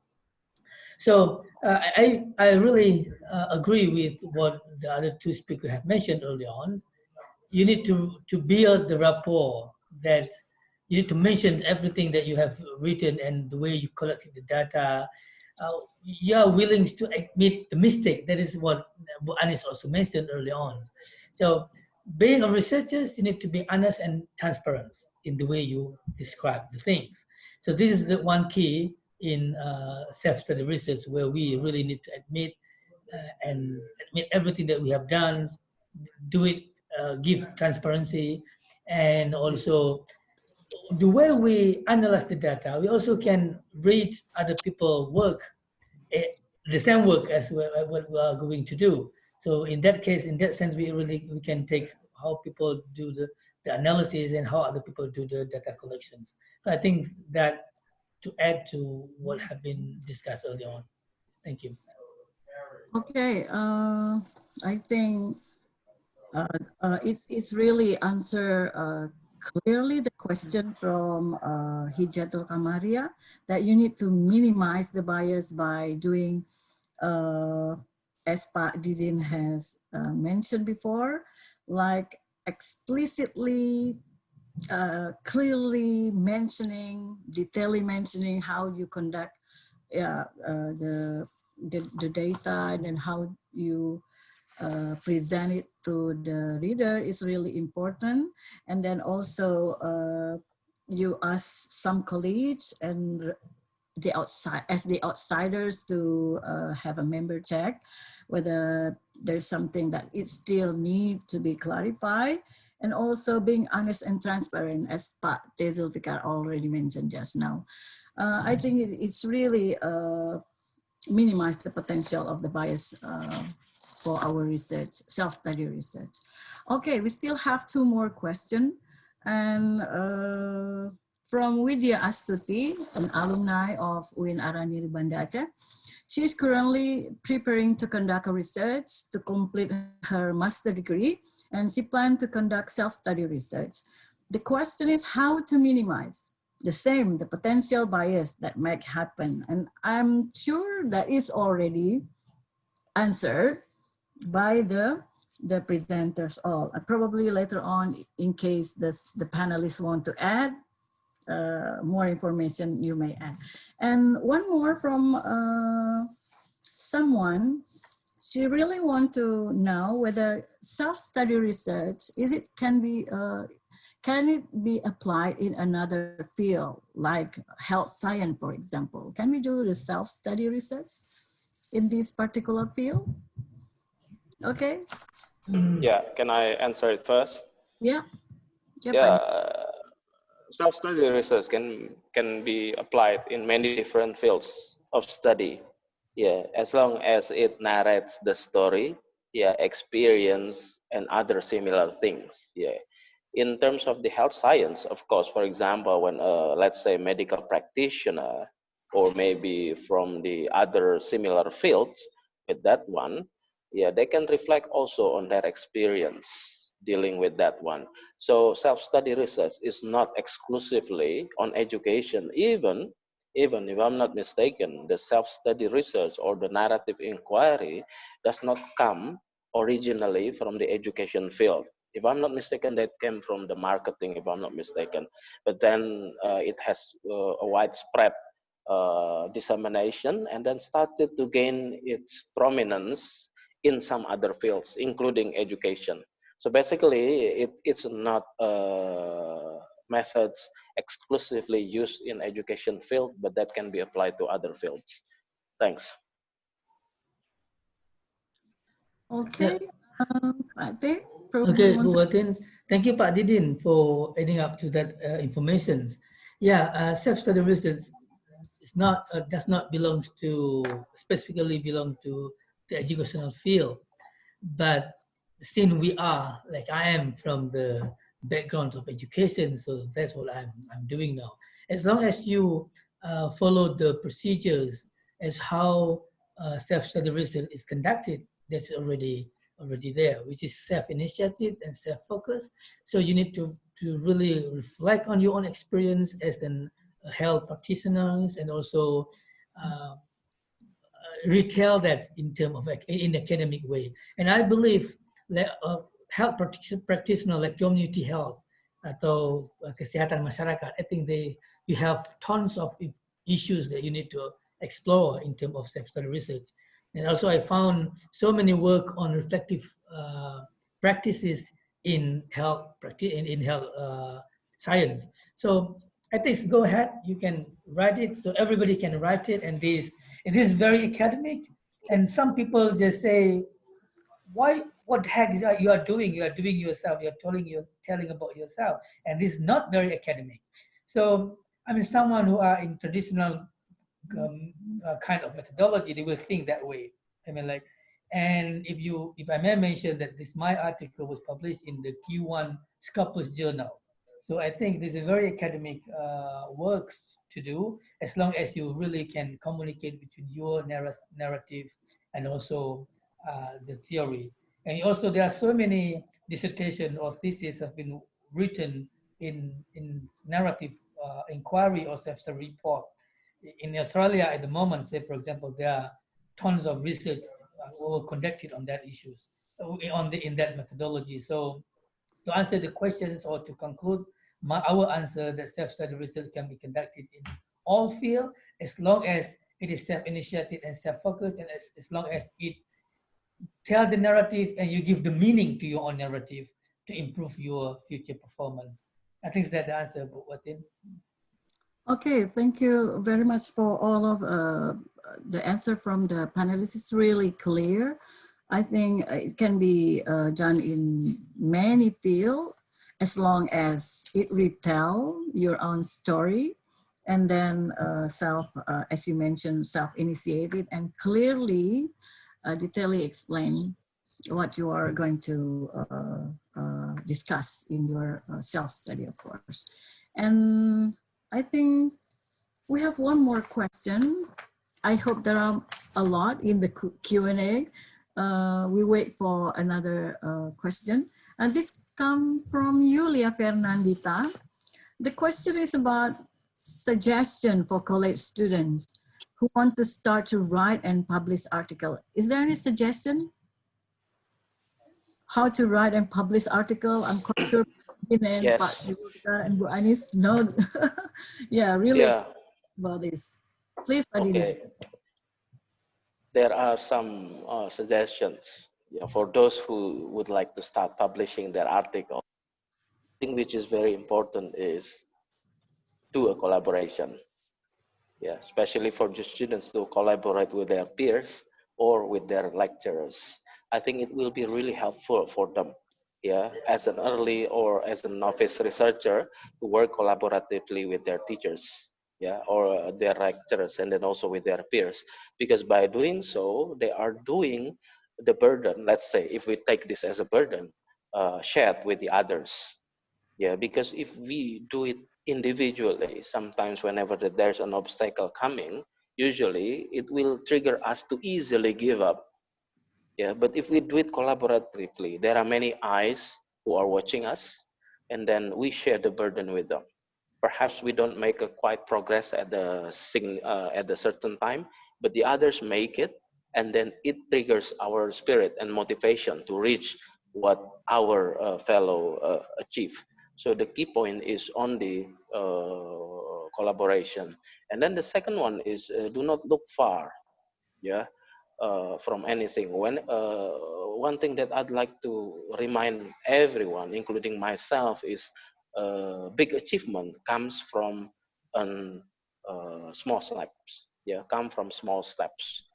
Yeah, so if we think that we have an idea to work on, we have to start it immediately. Yeah, if we have written, for example, a few sentences as a starter, it will generate like a snowballing effect to the subsequent sentences. But if we have never started, so that makes it very difficult to reach the further step. So we have to do basically the promising or the potential steps that we have to make. And then the next one is sometimes pressure is very important as well. Uh, for example, you can ask someone to give you pressure. For example, you can ask the head of the department to oblige you, yeah, to publish. Yeah, because I have several experience with this, with the master student. So they have a pressure when they apply for the final examination. At least they have to have the LOA, yeah, for publication. So that's why it really triggers them. And then because sometimes whenever I have done a class assignment, it depends on the pressure. If they are on the final stage, so they know that they have to submit an LOA for publication, that they will, after the class finishes, they will approach me and then ask as the lecturers and then ask, can we proceed this to the publication? Why do you want to be in a hurry? Because I have to submit it when I would like to register for the final exam. So sometimes pressure does work.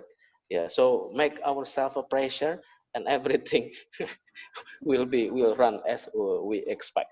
Yeah. So basically, there are three things. Yeah. Collaboration. Yeah, and then also sometimes the pressure will work well, and then also starting everything with the small steps, then the big steps, yeah, will grow accordingly. Thank you. Okay, it's really inspiring, Pak Didin. Start with a small step because I like your, it's a kind of Pak Didin's quote for today, big achievement, start from a small step. Yeah, I really agree with you. Yeah, anytime you start to write and then it's like a snowball, it will continue to grow. Yeah. Okay, Bu Ani Sundusiyah, probably you want to ask more, answer more, yeah, add more. Um, well, I'm not really have a lots of experience of publications, unlike Pak Didin or Pak Zulfikar. But as Pak Didin mentions, small steps, small journals, local, national, regional journals, that's also start.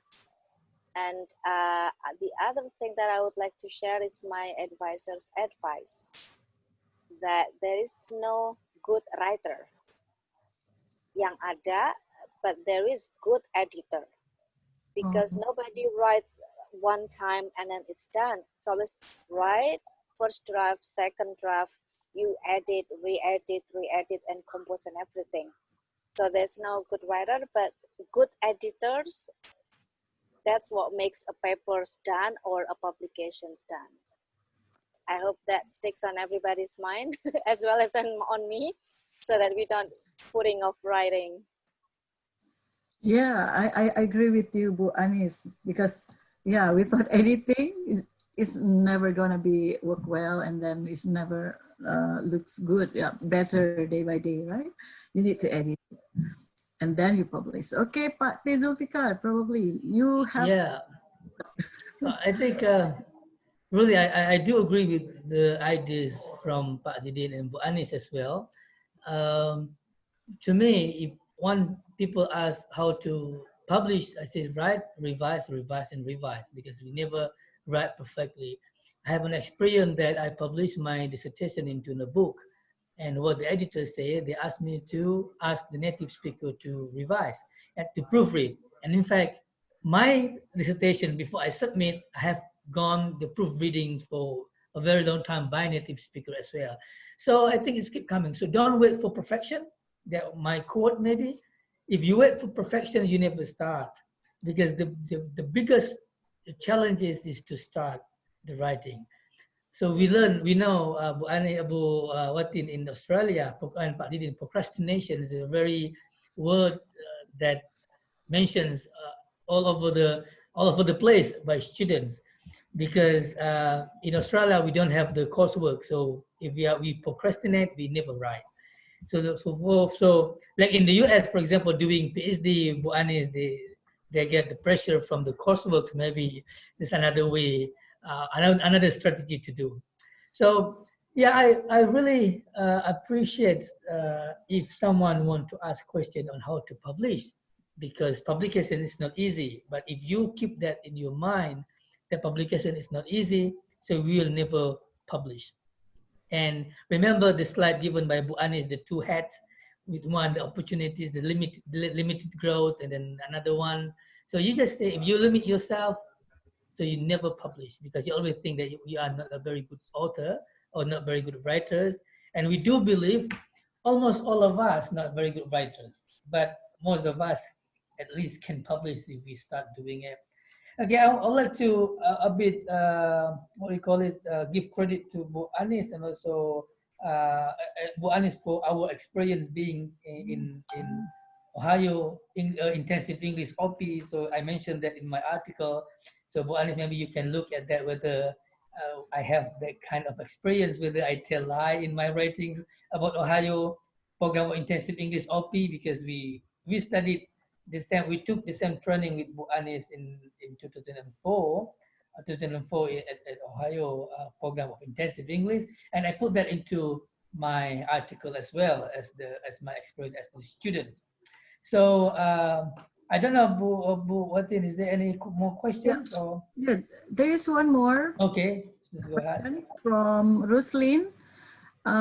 She talked about what are preconditions for researchers to do a collaborative study in a self-study, and how will data collection and do analysis in such a way that to meet a well-developed data presentation and analysis with a good result in the research, and then meet the publication standard.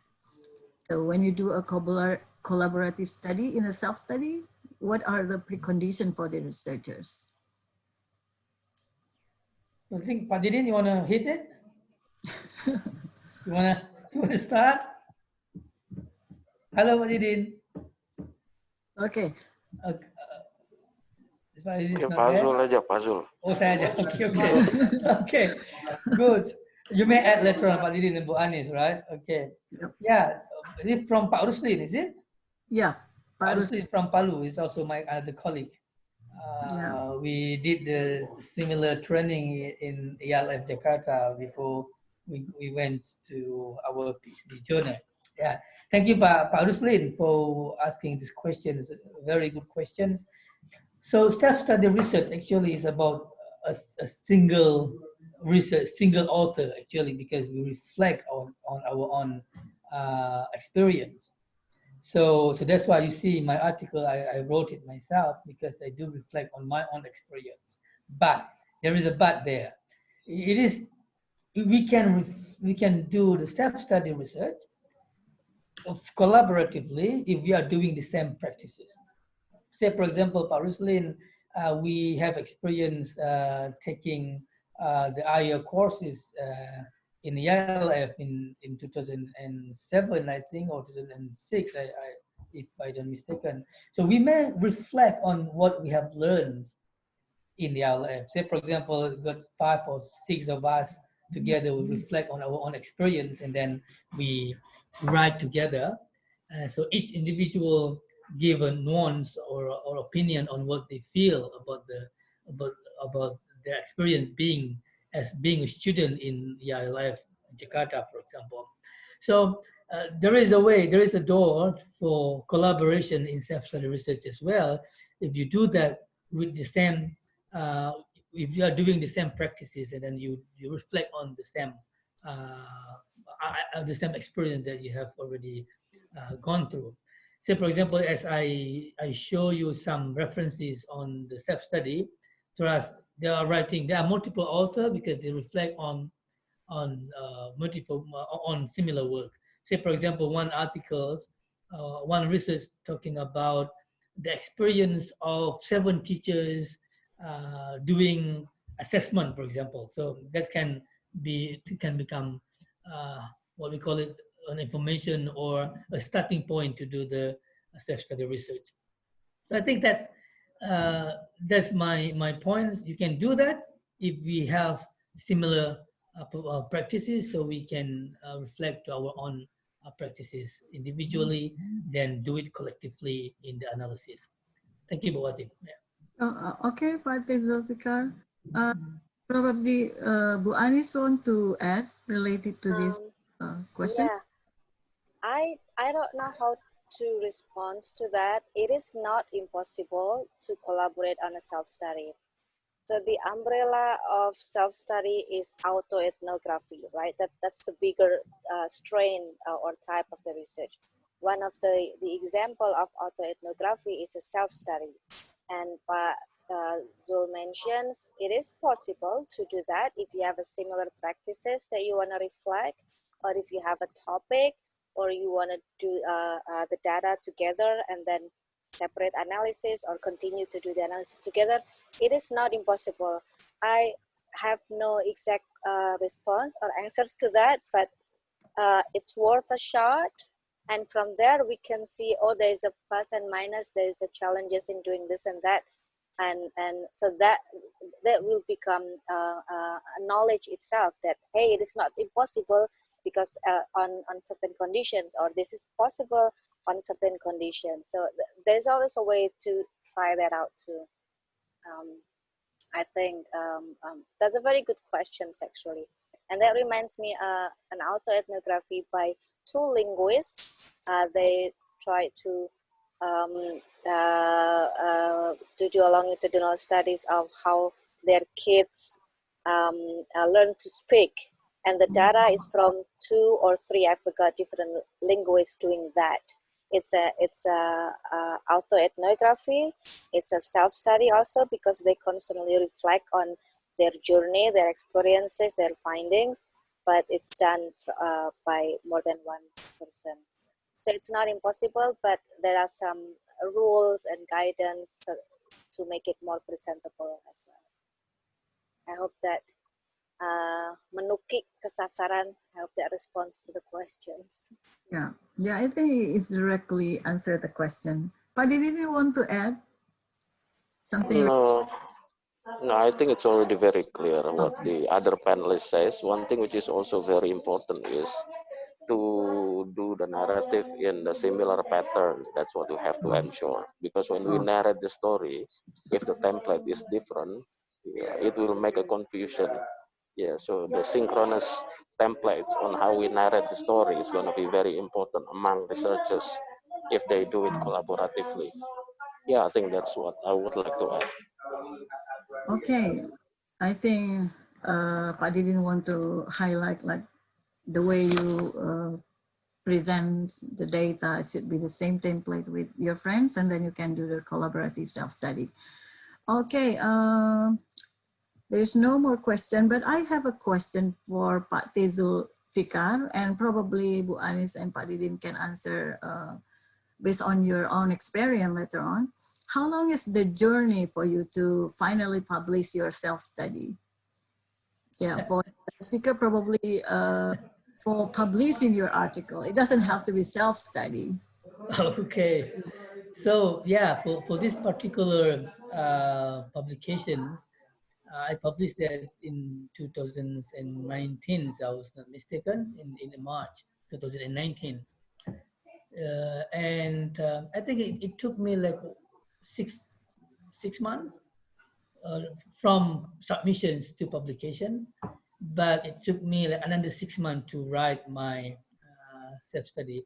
And I was lucky when I write the article, and then I have times to do my postdoctoral program at Western Sydney University, and then at Western Sydney I reshaped and polished my work with the help of some mentors. So I think if Pak Didin said it looked nice, yeah, it looked nice because the editors look nice, so they reshape and polish my article, and there's like Ani said, di belakangnya kusut, depannya kelihatan bagus because it's already. I have so many red ink in my articles here in Fort because the editor just the mentors, the editor and mentor just give me some feedback, and I rewrite for the whole 1 month in 2018. And then, no, 2018 or 19, I just forgot. The whole 1 month in the month of Ramadan, I did that. I reshaped my work based on the suggestions of my mentors. And also, after I submit, I got also the revisions from the reviewer. Because always, like Bu Ani says, the editors and reviewers are the man smarter than the author. They're smarter. They know more, as if they know more than the writers, so they can give us feedback. So I also revise again. So it took more and less like 1 year to write and get published. Yeah. Oh, yeah. It takes a long time than you expect. Yeah. But you can start doing your own self-study while you are there as a student. From an active PhD students to blah, blah, blah, blah. Good idea. Good idea, Pak Zulfikar. But I need to finish my dissertation first. That's and then good, I'll study later on. Bu Anis, probably you have an idea. I just want to add what Pak Zul has mentioned. The longer process is on the reviewer because they see the papers from the reader's perspective. We, the authors or the researchers, are often get too immersed in our work that sometimes we overlook or we forgot that something is missing or something needs to be connected, coherence or small details or to specific terms that needs to be translated to general audience, things like that. So that's what usually took too much time to revise again. Yeah, I agree with Bu Anis mentioning about revising will end up with a really good article later on. Pak Didin, you want to add? Actually, this is based on your personal experience probably. How long will it take that your article will be published? Relating to my experience, it really varies. So it depends on when to start and then where to submit the articles onto the journals. But my strategy is to ensure a quick turnaround. When I have a paper which are ready for publication, I always look for journals who are on the status of call for papers. Yeah, usually we can get the information from the WhatsApp group or maybe from the Instagram of publication or maybe from the Facebook as well. And then also from other channel of the social media and then also from the website.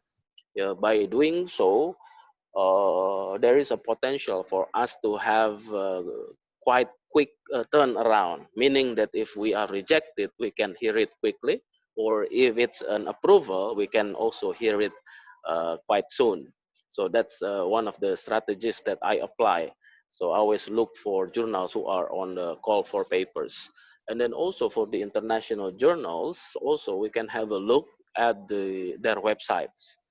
And please do not always hesitate to, or maybe sometimes allergic, yeah, to find if the journal impose us a publication fee. Yeah, because some journals also need to leave their journals to be open access for everyone by giving the by relieving the burden to the authors, yeah, for a publication fee. Yeah, so I think that is normal. There are journals who are we have to pay, and then also there are journals who are free, and we have choices to publish in one of those. Yeah, the good thing from the journals who apply the publication fee is that usually they have a quicker turnaround. Yeah, the good thing is, for example, I have ever submitted a journal to a paid journals, and the news for that to be rejected. Yeah, it's not always an approval, even for the journal that we have to pay for the publication fee. I received the news within only 2 weeks.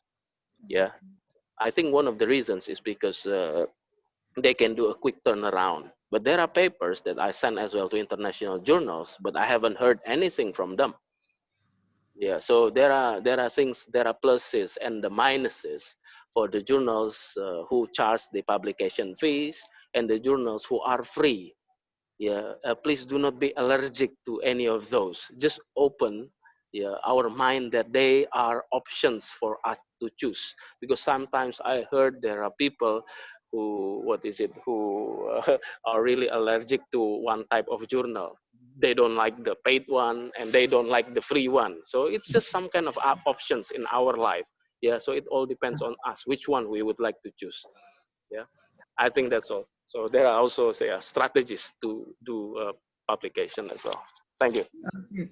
Thank you very much for providing a strategic how to publish our article in a short period of time by looking at several calling from the journal, and also don't be allergic, as you mentioned, to the paid journal or not paid journal. Okay, I think there's no more question from the participants. Probably before we end this session, before that, I want to conclude today's talk, that we can do self-study, but we need to ensure that we do it systematically and also detailedly, mentioning to the reader so that they are not confused later on. And then try to avoid the bias by informing them, and also as Pa Didin mentioned, like use the expert judgment to reread your writing so that it has been checked by your colleague or friends as the outsiders, so that they know whether there is some misunderstanding or something that really needs to be re-explained in your study. And also, as mentioning by Bu Anis, like you need to do editing of your article a lot so that it can be resulted into a good writing. And I think a lot of discussion, which is really insightful, which we cannot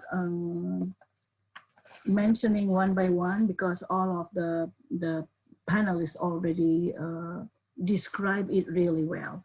But before we close this session, I would like to ask all the panelists to, can you turn on your video, please, so that we can have a video photo session before this, yeah. Yeah, Qudwatin, can I take a few minutes to thank to say something? thanks my colleague Bu Anis and also Pak Didin. Thank you for being with us. So we only can give you what we call it, certificate as a token of appreciations. Or we cannot offer some other things. So thank you very much for spending time for. I'm sorry to take your time from the baby, Bu Anis. Yeah, so Bu Anis was my former colleague at Ohio University, and Pak Didin also my colleague in what we call Moral 5.000 Doktor. He's my boss actually, Pak Didin. Thank you, boss.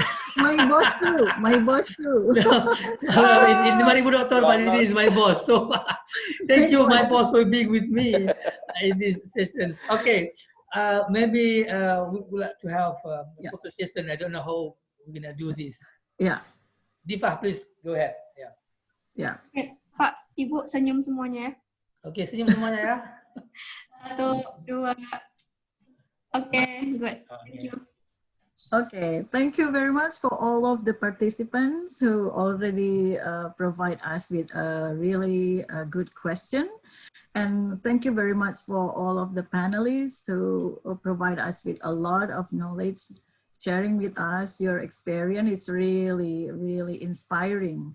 And thank you again for PBI department who conduct this webinar, and Pak Gufran and Ikhwan Adifa for conducting this successful event.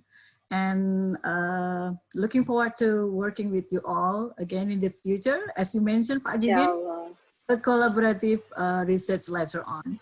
See you. Assalamualaikum warahmatullahi wabarakatuh. Waalaikumsalam warahmatullahi wabarakatuh.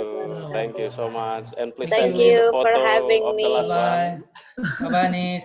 Bye. Assalamualaikum, Pak Didin, Bu Ati. Sama-sama Bu Anis. Bu Anis. Ya, Assalamualaikum. Salam.